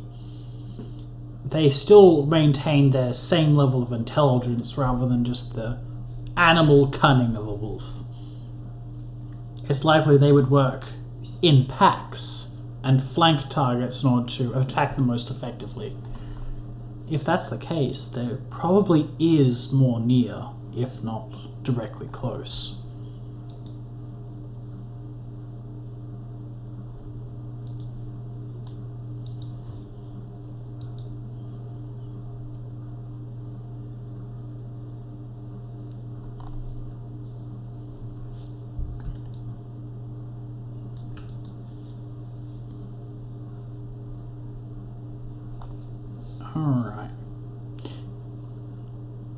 You look about. Beyond the low, unmoving breaths of the zombie wolf to your west, you can see further up to the north is another one, milling about, waiting, hanging low and stalking. And further to the northwest is another. This one, it turns and it keeps trying to scratch at below this rock. Not sure why.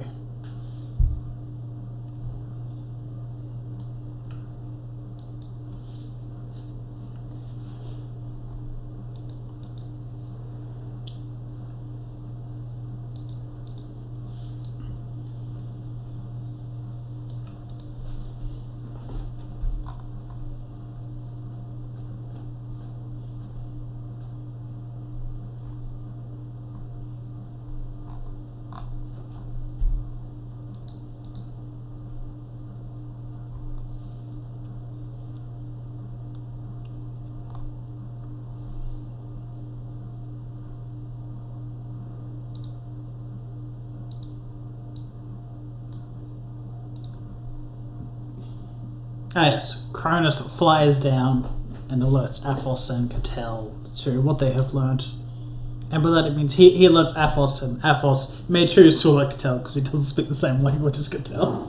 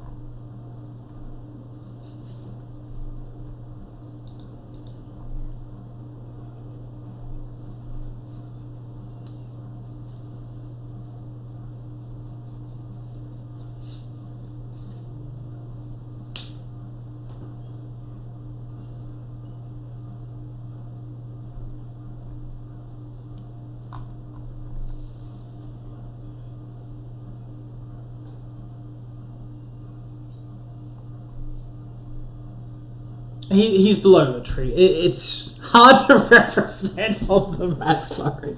I figured you guys would like to be able to see the creatures rather than just have them hidden beneath random objects.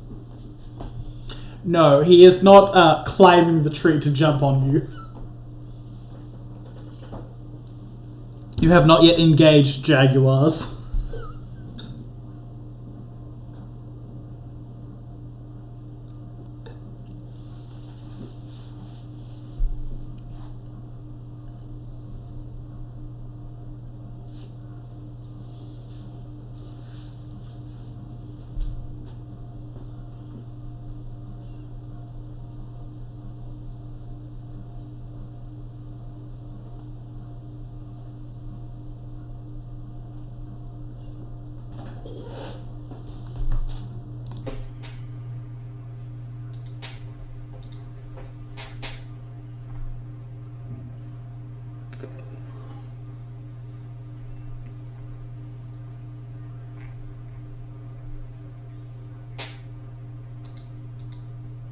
Alright, if you guys are going to try and make one last step before an ambush, please give me a stealth check. I have faith in you. Wow! See, you didn't have to do it, someone else did! Yeah. Balta is at the ready, about to pounce on this creature.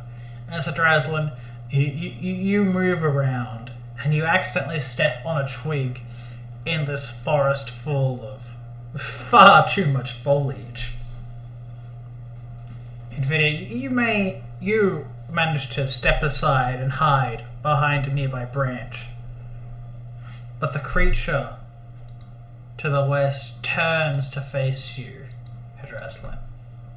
It snarls and howls.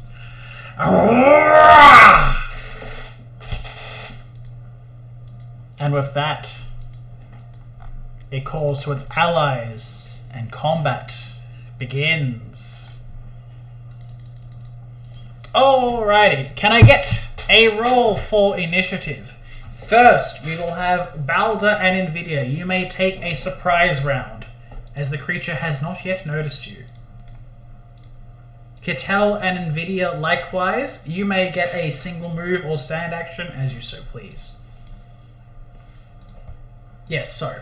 My apologies.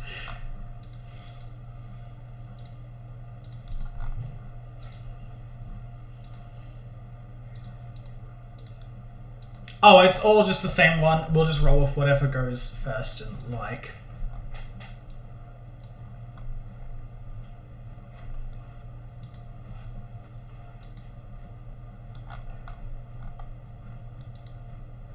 Oopsies. Are you? Yes, you are. Did I misclick? Maybe. Oh, no, that's fine. If you click on yourself, I'm used to that not working 50% of the time. Just saying. It is very iffy on whether or not that actually works. But if it does, that's all the better.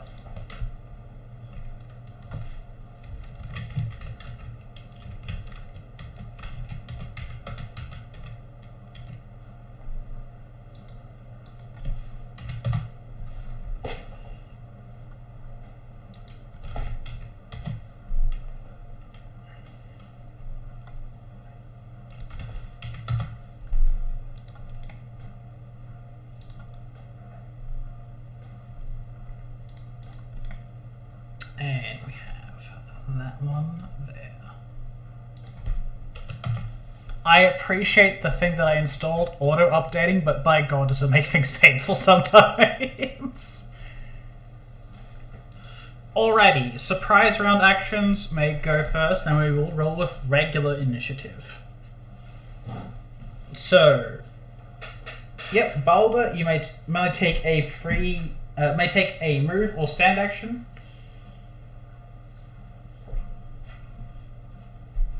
Move or stand action, yeah. So we can do one thing in advance.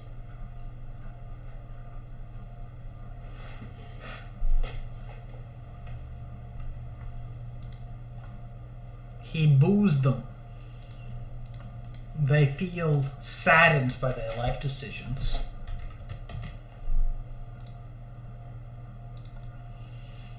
Alright. Next surprise round action.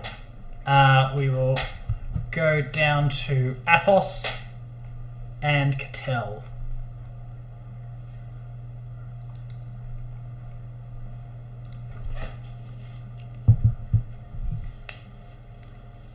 Move or standard, so you can do whichever you prefer.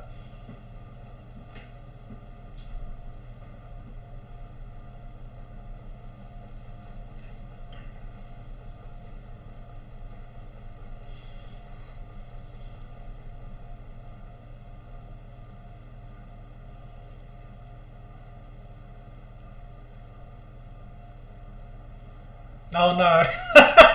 Just out of range. It's a free action, so yes.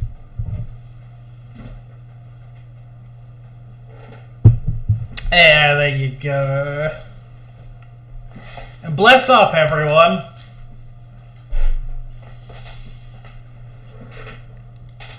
Alright. And Katell, what are you doing for your first turn? If you move, you can draw a weapon simultaneously.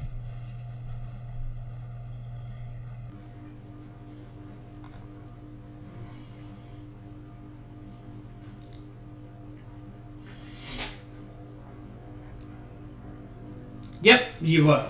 You're welcome to take your surprise round action. Very well. Alrighty, and then we fall to regular initiative. The wolf howls and alerts whatever nearby creatures may be present. But before it can finish its howl, the great tiger is directly upon it. What will Balder do?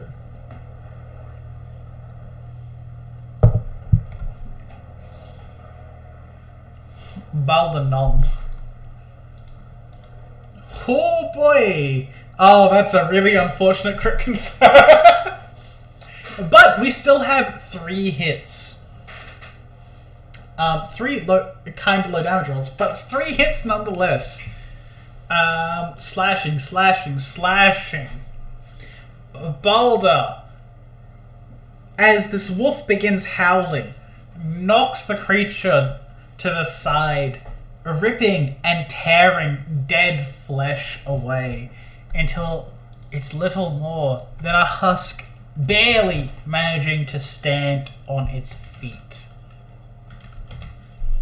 The creature is alive, but it looks very injured.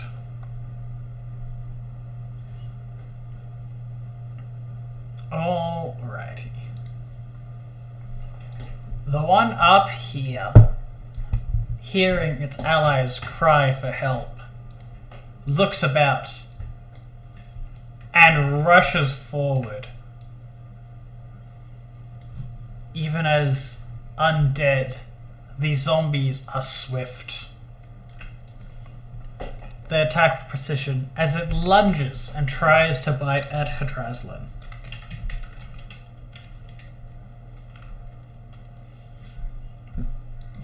Does a 15 hit Hadraslan's flat-footed AC?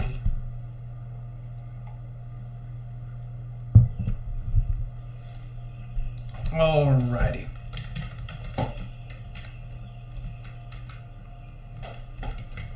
Hadraslan takes 9 points of piercing damage as its undead teeth sink into her leg as it tries to trip her up and knock her to the ground.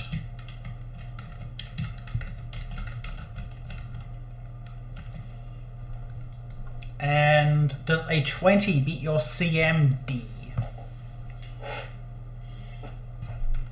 The zombie wolf rips you to the ground and looms over you, ready to strike at your throat.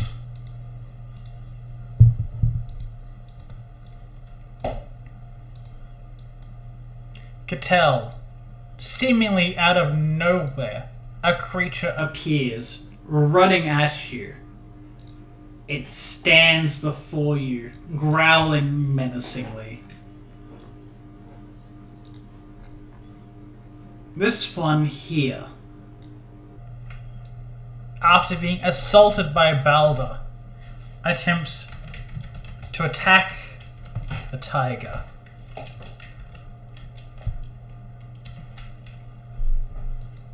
Does a 6 hit Balder? Alrighty.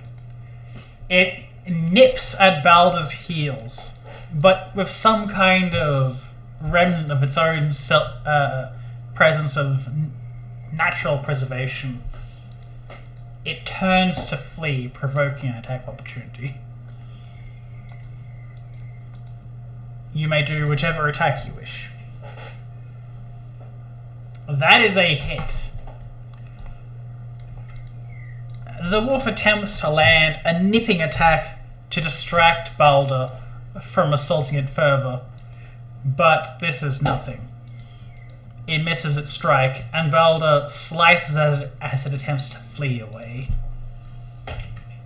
The creature falls to the ground, unmoving. Hadraslan, it is your turn. You've been knocked to the ground by this wolf.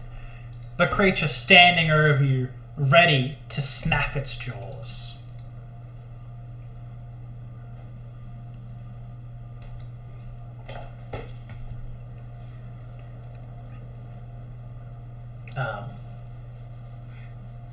It is a move action to stand up, but it does provoke an attack of opportunity. You cannot be re-tripped by it, though.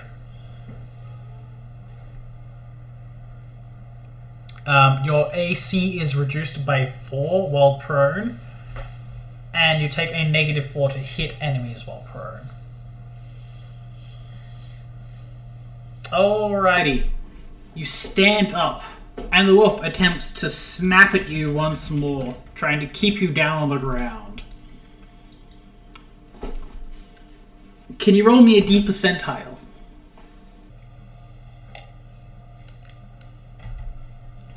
Oh boy! The wolf tries to wrap its jaws around your neck and slams them shut. But as it does so, its teeth fall out, and it just kind of gently gums at your neck. You take 1 point of damage from the snapping jaws, but it seems like the creature's teeth have all but entirely fallen out. You successfully get to your feet, taking 1 damage. Oh, technically yes, but it might have combat reflexes, so... It doesn't have combat reflexes. Creatures only get 1 attack of opportunity per round by default, unless they have a specific feat to give them more. So, you're probably safe.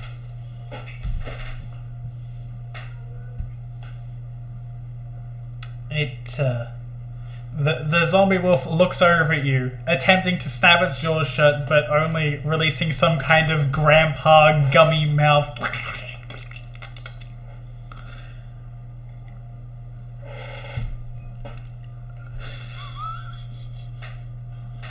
Anything else for your turn? Alrighty.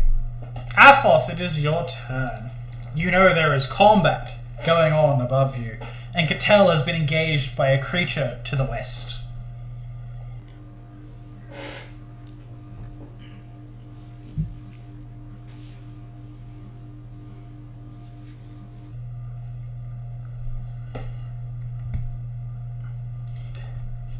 Crone. Alright, Cronus flies up north and whips out its wing and gives Hadraslan a gentle pat on the head.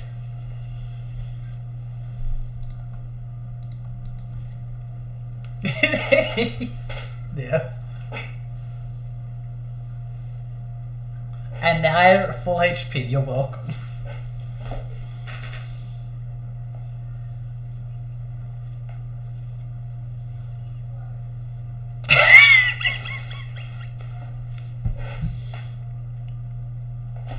Alright, that your turn, Athos? Cool. This one that was previously digging away at the rock sees the cries of pain and suffering from its allies and runs forward. It moves before Balder and snaps at him. Oh, that was the wrong.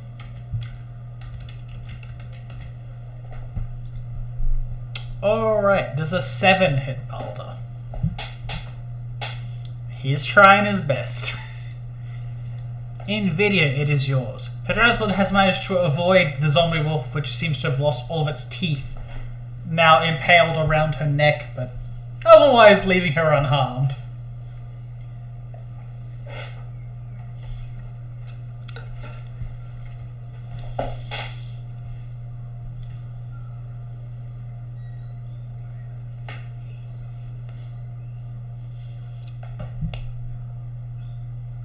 You may do so.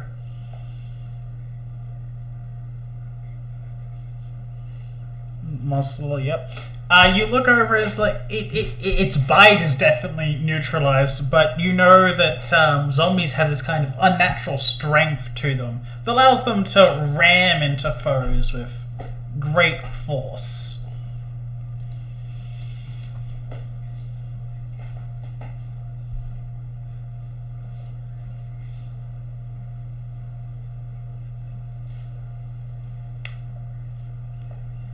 Yep. Alrighty, go ahead.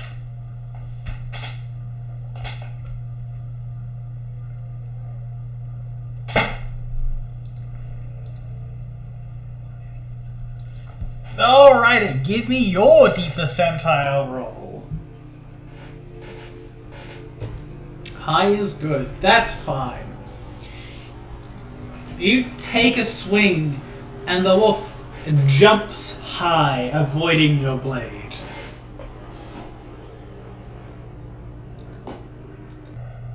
Anything else for your turn?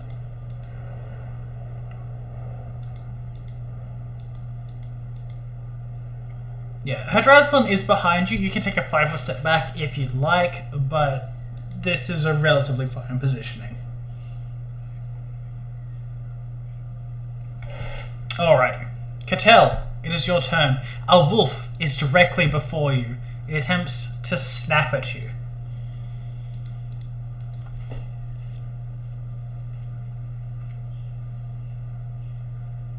You may do so. You take a shot, but the creature, close as it is, dodges from side to side, and you're unable to strike at it. So close. You can still reload if you like, though. Alrighty. It is Balder's turn. A new challenger has approached.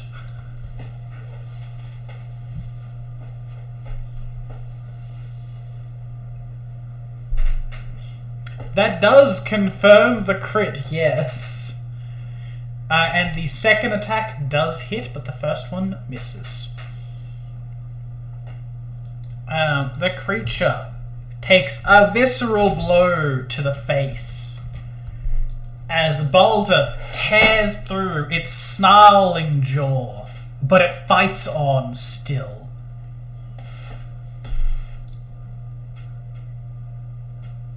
He really doesn't. Alrighty. The first one moves to strike at Nvidia. Now they are nice and close by. It takes a 5-foot step up, just for reference.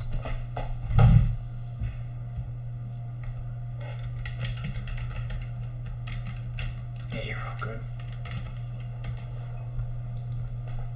Alright, does an 8 hit Nvidia? It tries its best. It snaps away at you, but you're able to keep it away with your glaive. The zombie between Katell and Ethos looks between you two and moves slightly away, only to circle back to Katell from the north.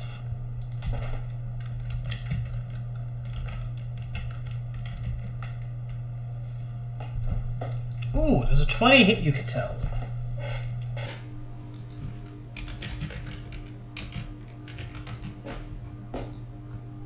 You take 9 points of damage as the wolf rips at your ankles and attempts to bring you to the ground. Does an 8 beat your CMD?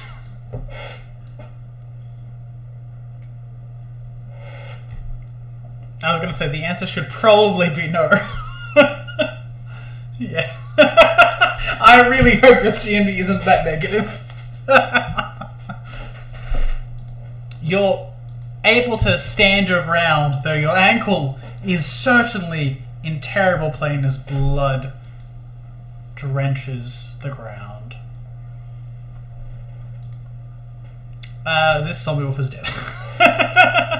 Hadraslan, it is your turn. Nvidia stands in your way, protecting you from the zombie wolf north of you.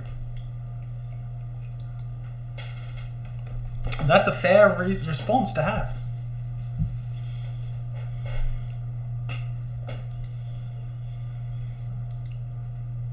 You take a shot, but between the trees and Nvidia's blade, it is hard to strike the creature. Your arrow goes wide.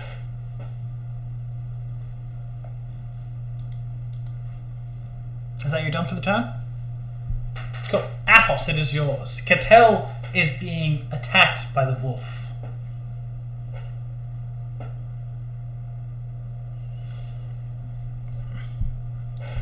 Is that including Bless? Shit.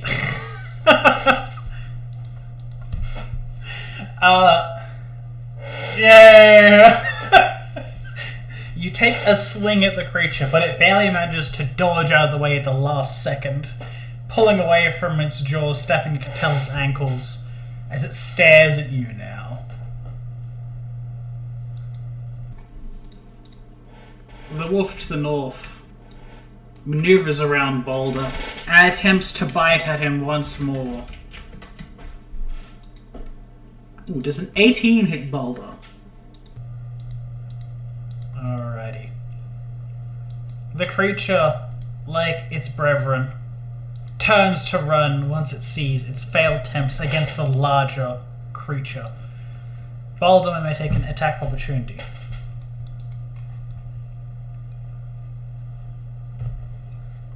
Alright, that is another hit and another kill on the AOVO.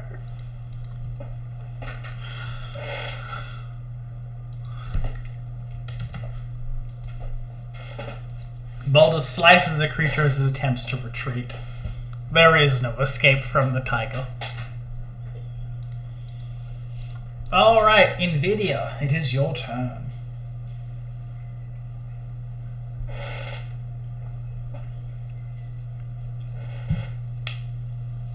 That's all good. Go ahead.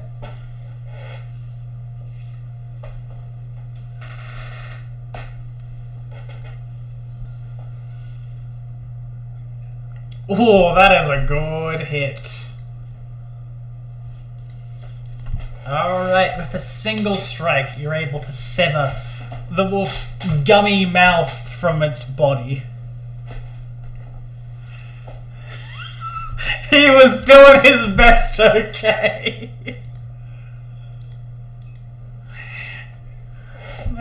Yeah. In that single strike, the wolf's unlife is ended. Alright, Katell. Athos is with you, but danger is still present. The creature attempts to snap at you and bite. What shall you do?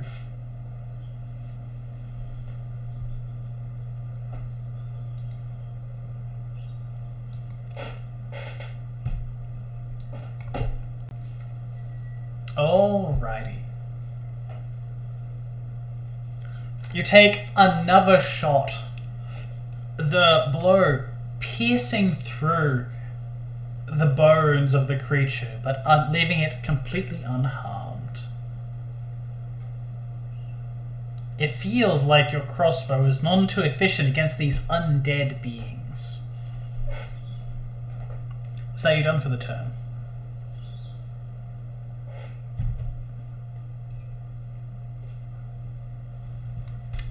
You're not too certain, but you can make me a knowledge religion check if you would like.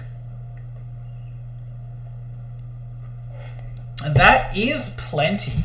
So, you look over these creatures and you pass it through your mind. Juju zombies, they're relatively rare, all things considered, but as undead, they aren't resistant to acid by nature.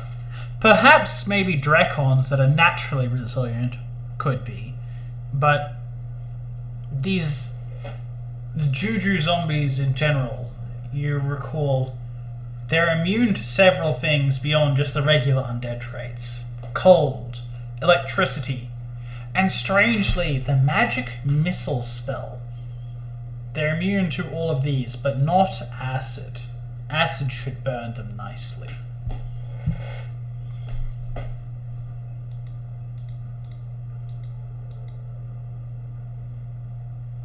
Alrighty, Baldur's turn. He has killed literally everything next to him.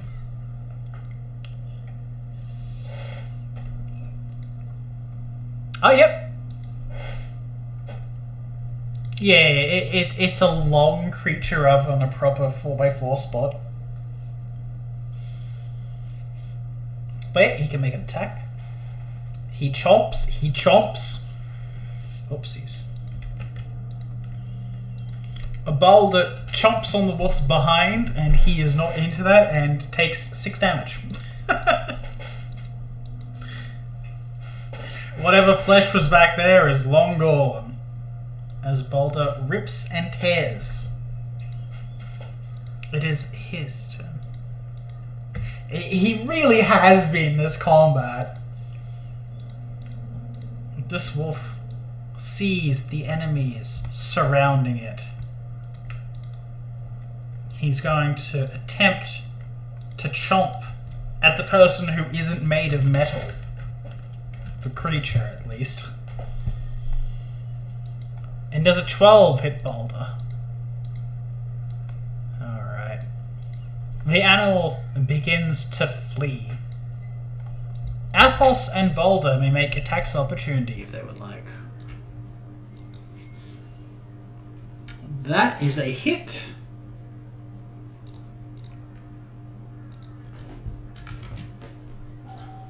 And Athos?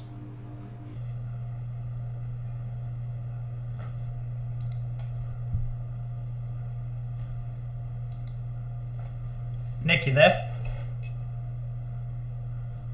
Oh. I think Nick might have died. Oh no! It was almost his turn anyway.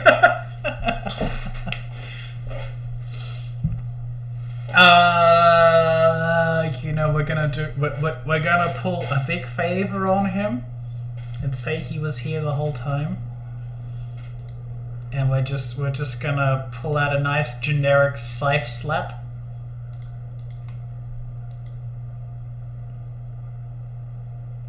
And that was a hit anyway. You're welcome, Nick.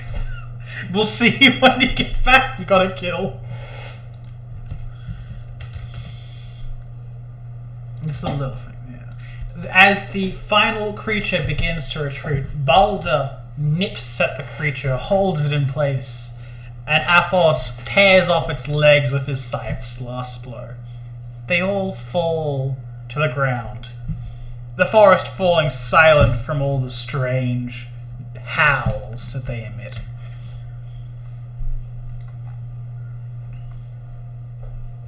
The party left none too worse for wear.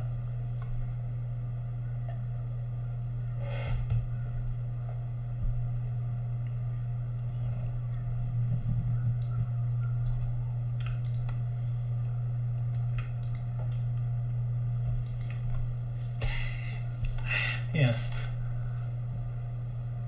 Corona says, yeah.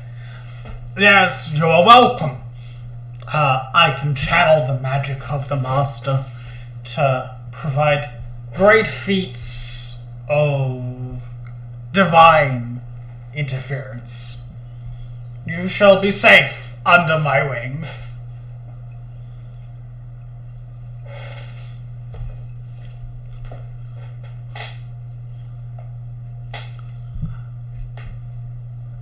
Once again, he nods sagely.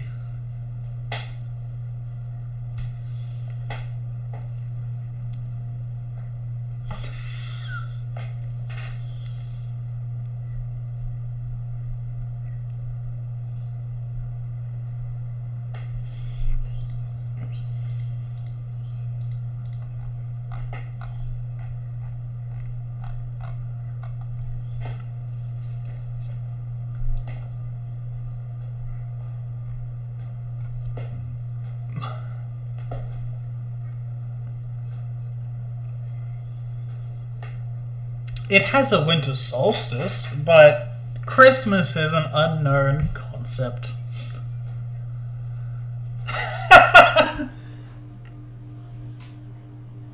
Merry harvest time. Harvest time is the most sacred time. Yeah, that's also valid.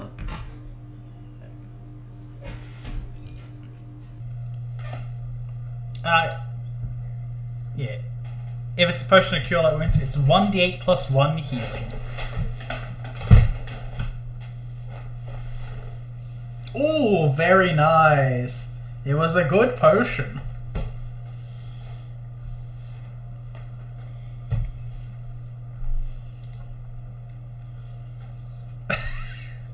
It's fine. It's fine. We need to be able to hear when you actually laugh instead of just thinking that you're an unfeeling robot. Come on.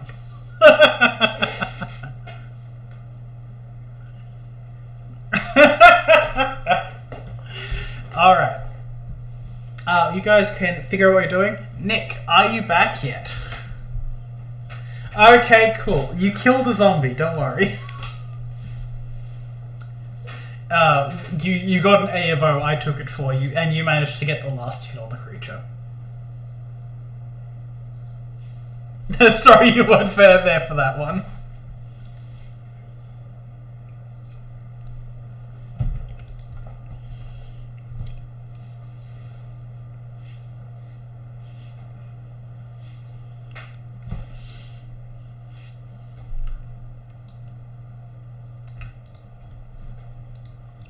Each individual one of them, yes.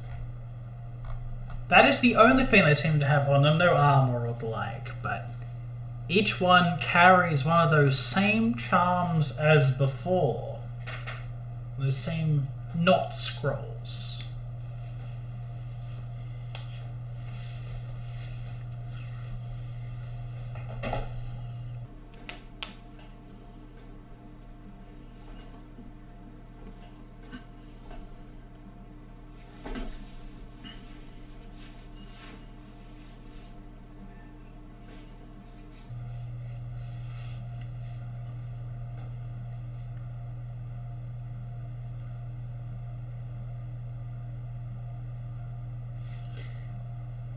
The language doesn't seem to match. You can use detect magic or linguistics to attempt to determine it once more, but the text on it doesn't seem to match the previous.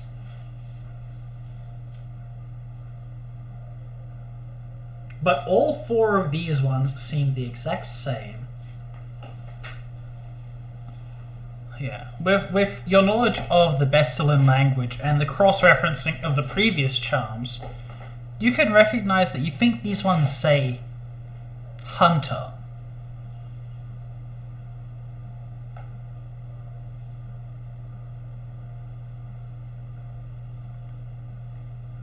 So I'll just throw that in loot.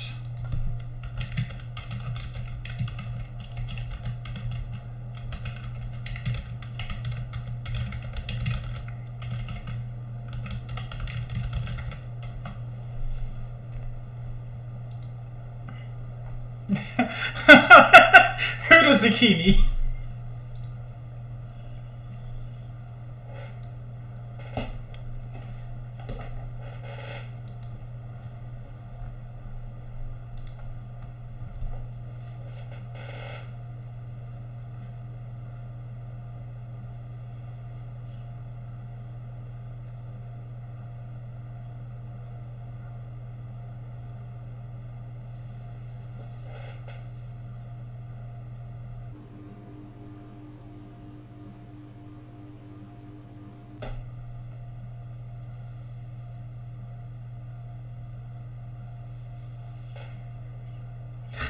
Very peaceful.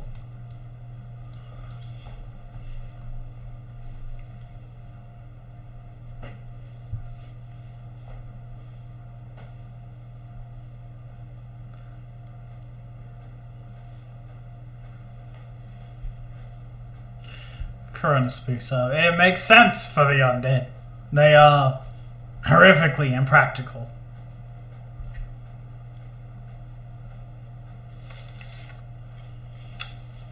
It has been a day. Anyone who would like to can make new spellcraft checks with detect magic, as long as you're prepared, of course.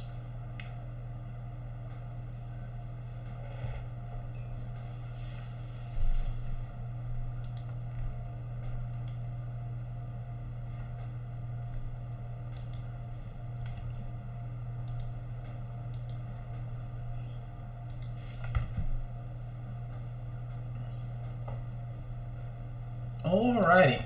Katell and Athos, you two begin looking over these things, and something clicks in your head. These. They aren't scrolls, but they're very similar.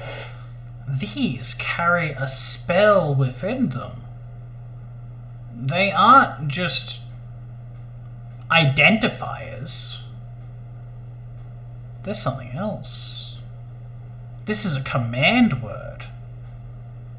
If you were to speak this, it would theoretically activate whatever it is and do whatever the spell was intending. These things carry a spell in the same way as a scroll, but in some unrefined form. Not entirely sure what it would do, but if you were to take the time amid combat to speak it aloud, it may prove beneficial. Or a great hindrance. One or the other.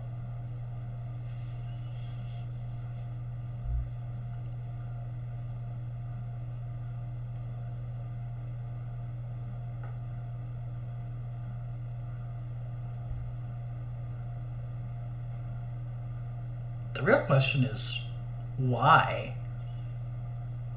If it was something beneficial, it would certainly bolster the forces should someone pronounce it, yet it's not been done. If something was a hindrance, who would cripple their own forces? Neither really makes sense based on what you've seen thus far.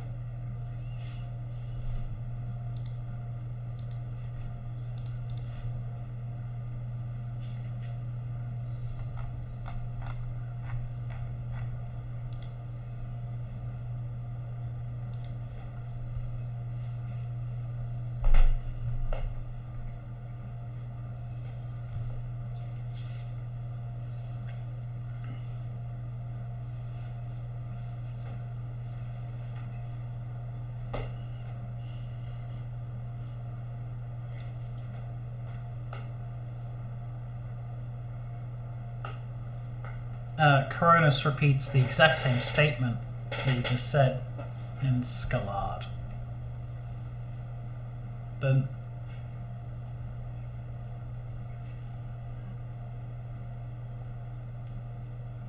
it's definitely deeper and more guttural, like it was something akin to tradition.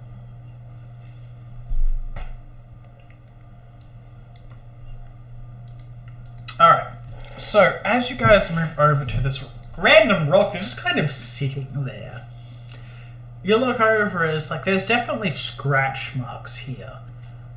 The wolf that was digging at it before, either was doing this for a considerable amount of time or wasn't alone. Something was here.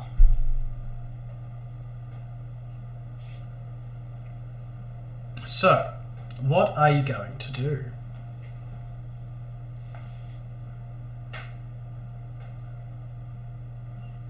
Alrighty, give me a strength check.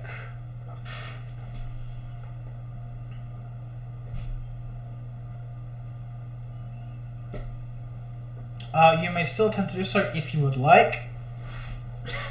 Roll high on that, eat another.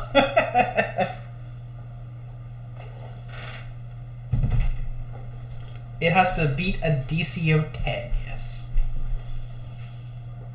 Hey, there you go. Anyone else going to help Athos try and lift this rock? Balder goes ahead. Anybody else?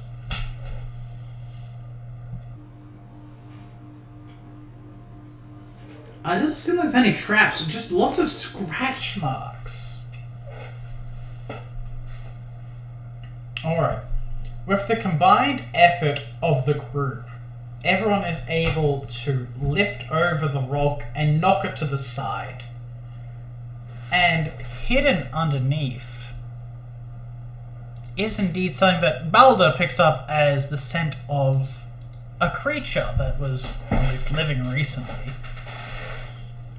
Anyone can make an appraise check, and there is 4 vials of something, as well as a journal hidden within a backpack.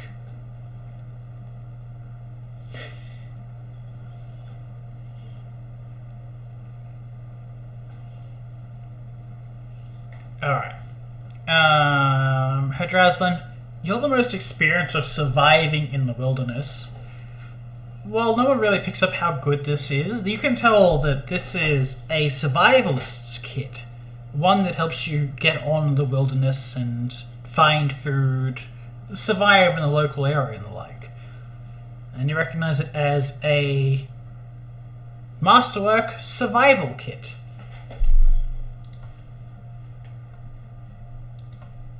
You can just throw that in loot or whatever. There is also a kukri, a regular backpack, and the potions, if that's what they are hard to identify. Anyone who would like to can use Detect Magic or Perception if they want to give it a taste test. But taste tests come with their own.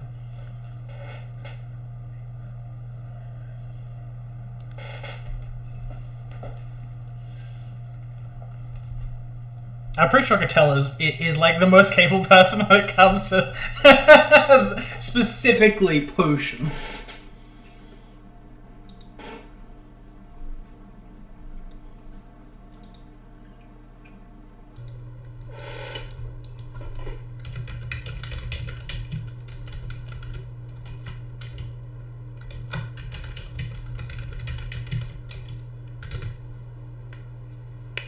You have craft alchemy, which can be used in place of it for potions specifically.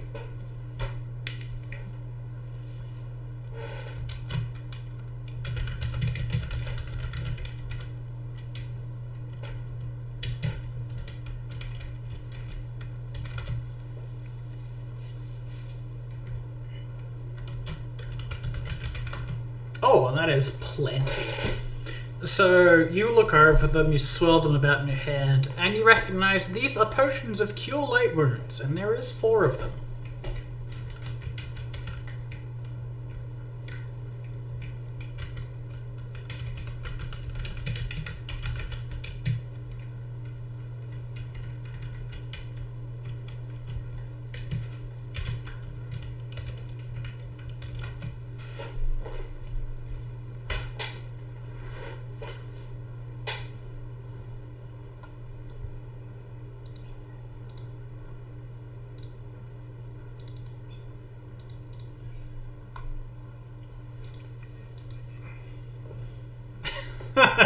Exactly. Alrighty. So, within the backpack, you can see that most of the equipment itself is in good repair, but there's also food that looks to have long since spoiled.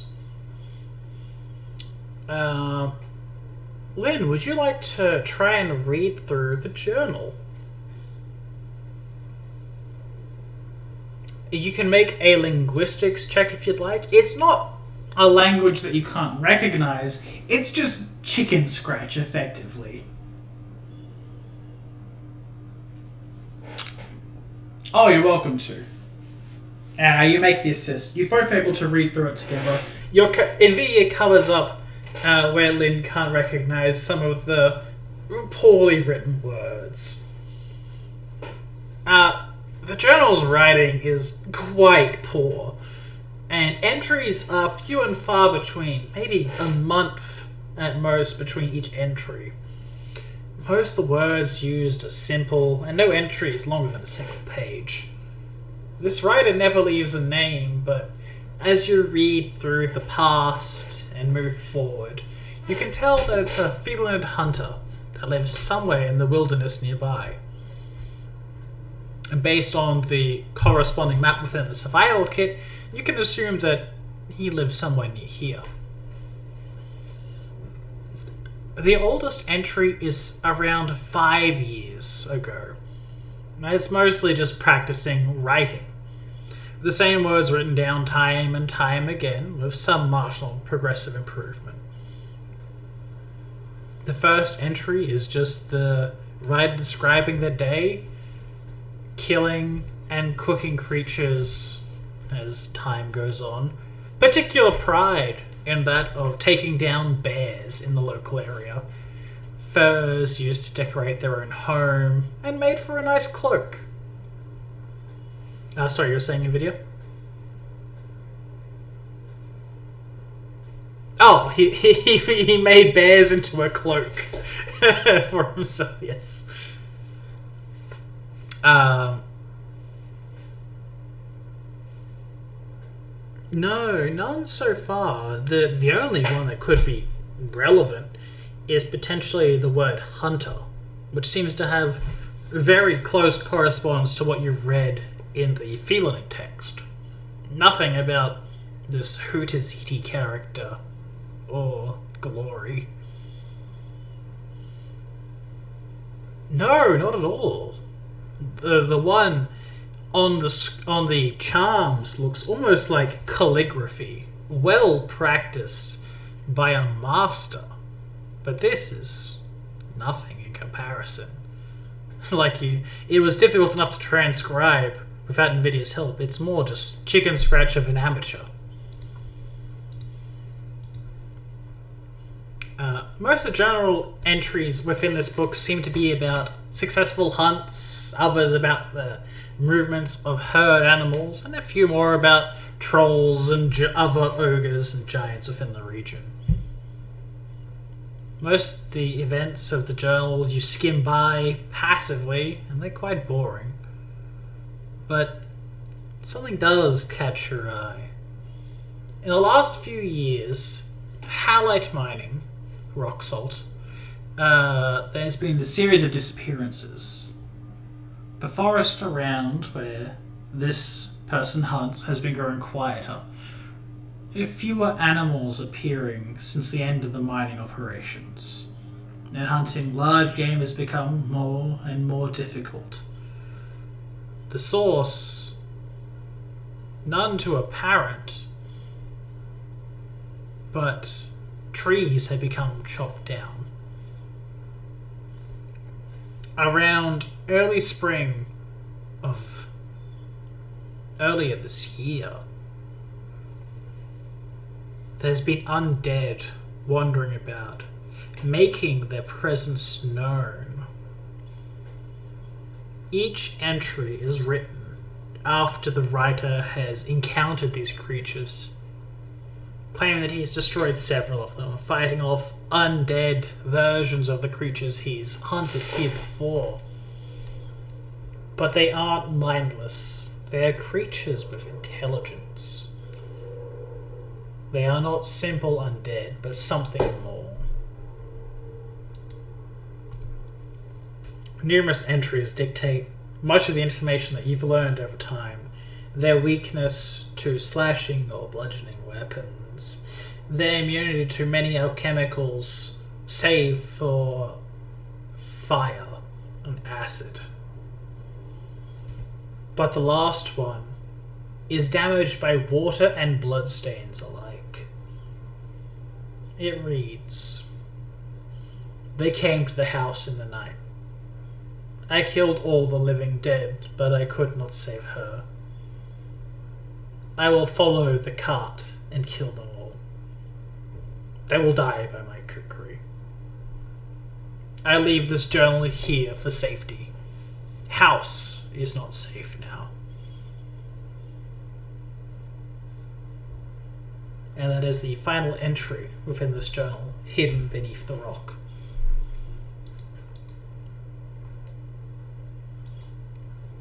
It is not dated, but you recognize, based on the times which everything else was posted, it would probably have been around early to mid-summer, no more than a month or two ago.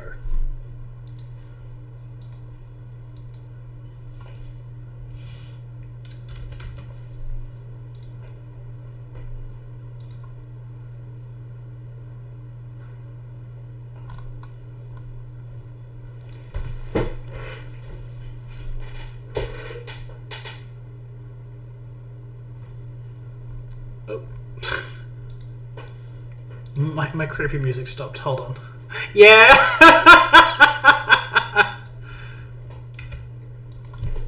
Exactly.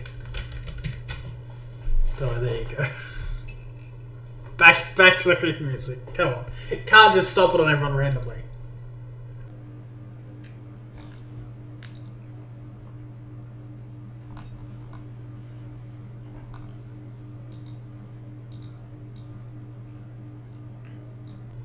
It did, yes.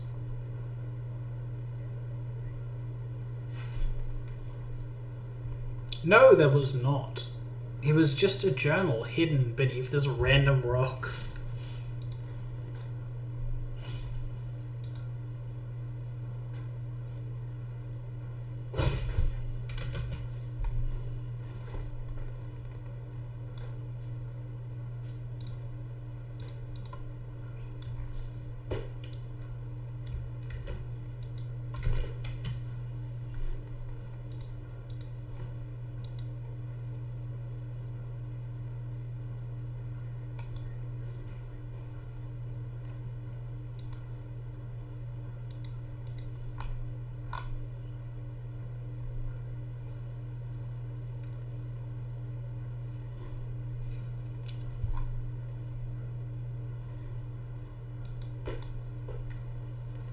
Hard to tell, but there is definitely no cart tracks around here as you search about the place.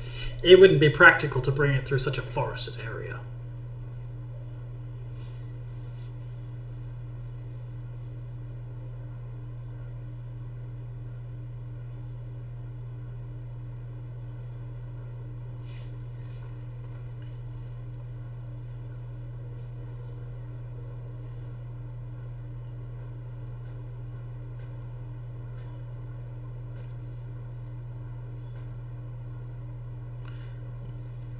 Thinking about it, you guys can assume that if there isn't cart tracks here, there may be further along this path, or upon the worn path that Coronis described to you in the past.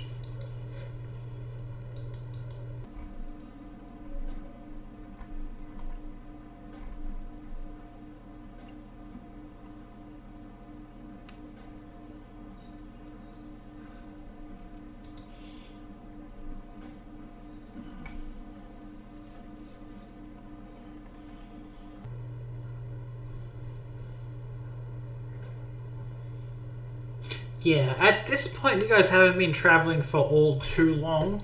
Moving into the denser forest is only taking to about midday.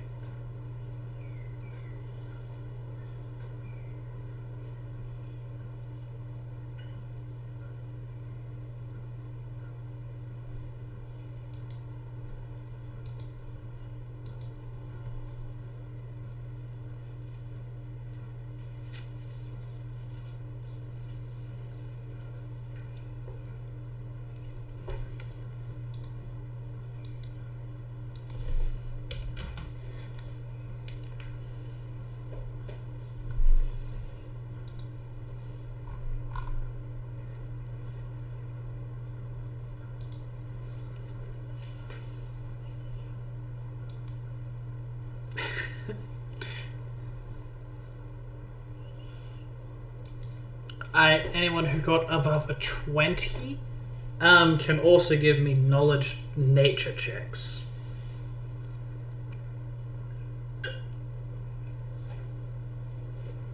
It's fine. NVIDIA, you look over, and you know, NVIDIA looks over and notices that this tree over here is flowering, in a sense. It has chilies growing all over it. The little one that has all the red on it. Yeah.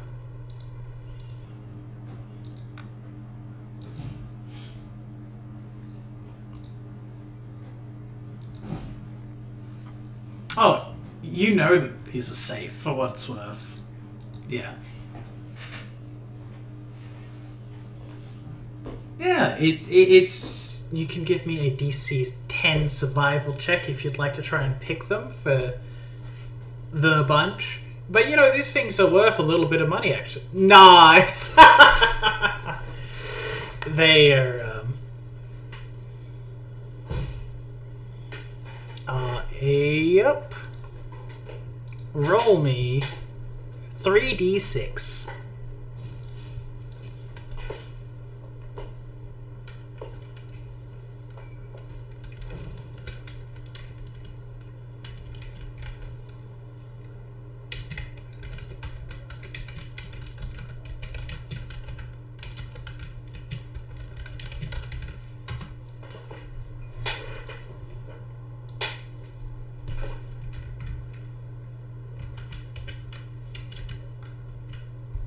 Hey, they're pretty good.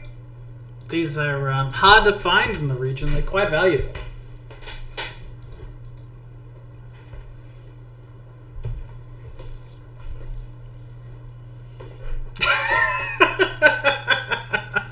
Yeah, that's fine. You get your mule out to carry all of the chilies because this much fruit weighs you down.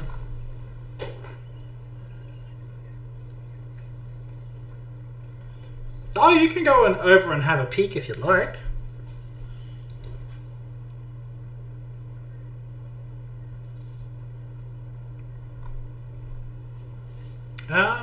As you look over, give me a knowledge nature check.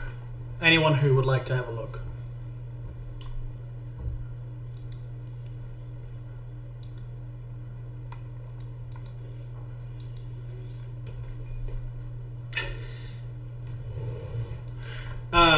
Coronis, Katell, and NVIDIA. You look over them and it's like, yes, these can be used for healing. It sickens the body, but it heals the wounds, closes the damage.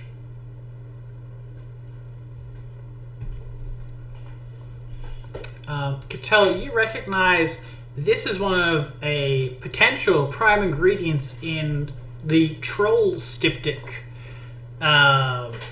alchemical potion. So you reckon with about an hour's work, you could make one of those relatively easily. In its raw form, it can also be used to prevent someone from bleeding out.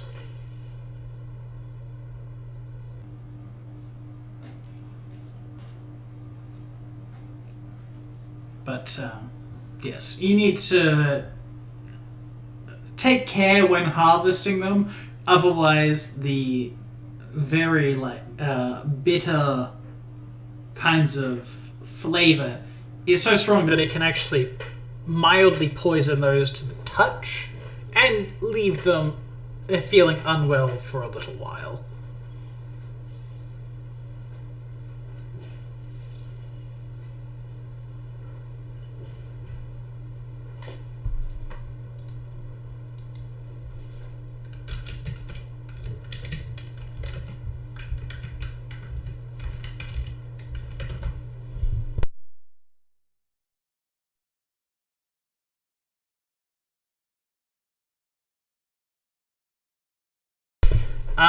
So give me a survival check and you can find out how much.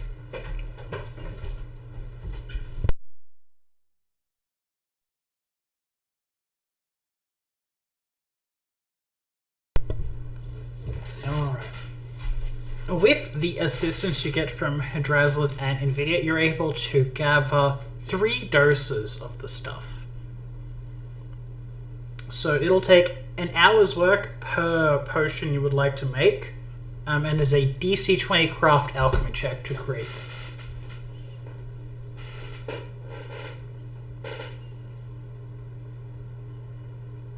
It is only a DC 10 to preserve them for future use, though. And that only takes like a couple minutes of just applying the relevant stuff to make sure they won't die naturally once they've been picked.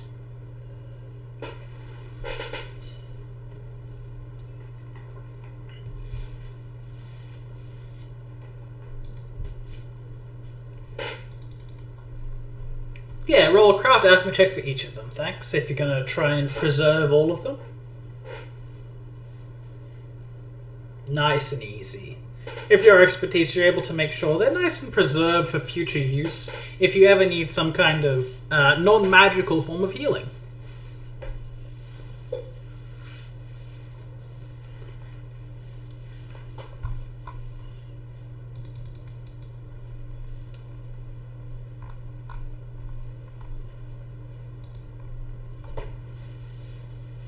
That seems about like the only interesting plant life in the region that you could find.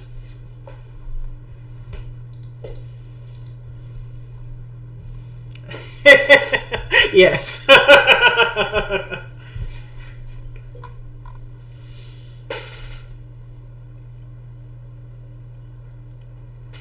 If that wasn't any kind of indicator, I will randomly hide bullshit throughout maps.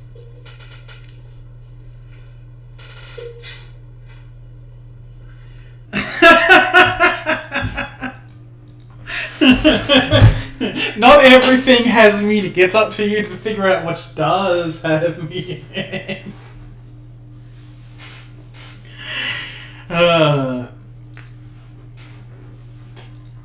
Alright, so now the big decision that everyone had to make was if you guys were going to follow along the path you were intending, or if you're going to move off to the alternate path that you could have gone on in the first place, the one with the chopped logs and the like.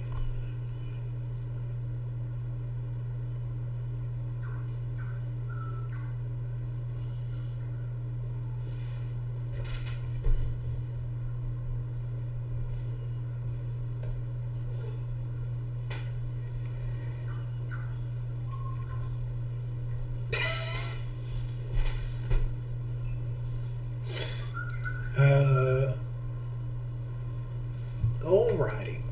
So, as everyone moves on to the next location, you'll find yourselves at the bottom of the set of cliffs. As the land shifts in waves. Oh. You're all good.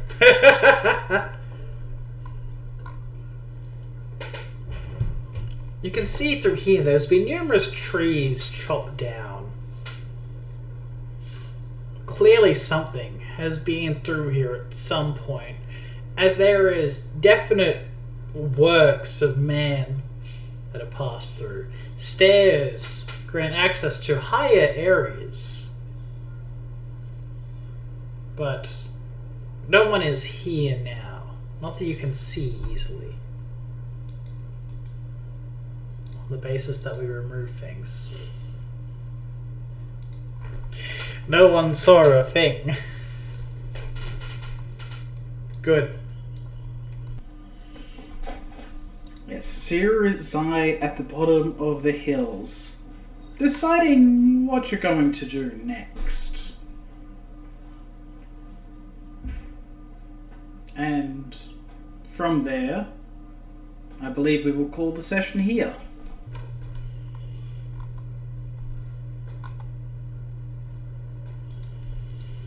Alrighty. Hope everyone enjoyed the first taste of combat, even if they rolled high and the enemy rolled like hot shit.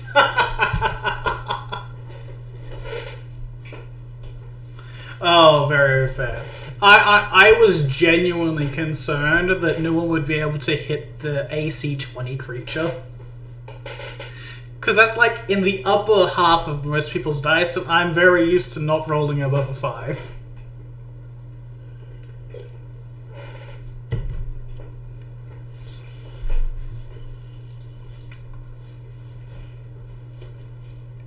Look, man, prep for combat. You guys have the time. That they weren't engaging with you, so why not?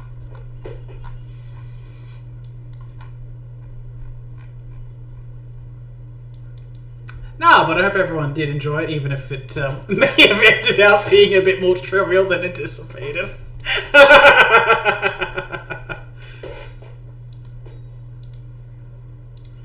No, that's good to hear.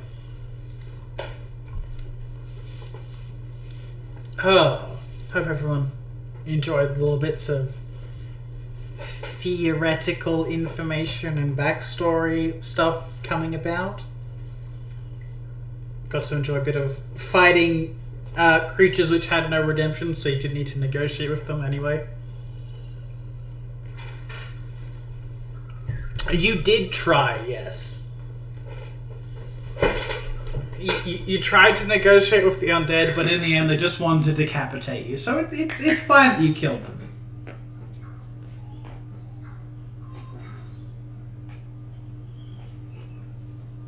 But no, I'm glad everyone enjoyed tonight. If there's any questions you guys want to ask, go ahead.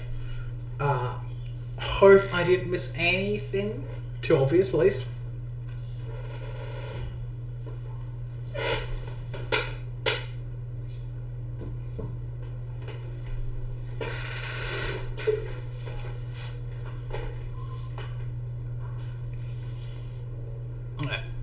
That one is just a normal kukri from all you can tell so far. No, that's all good. Just letting you know.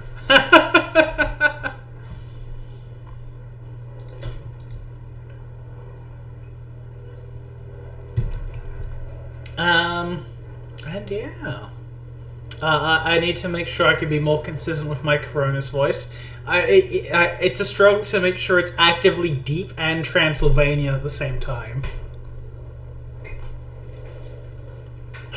Oh, goodness.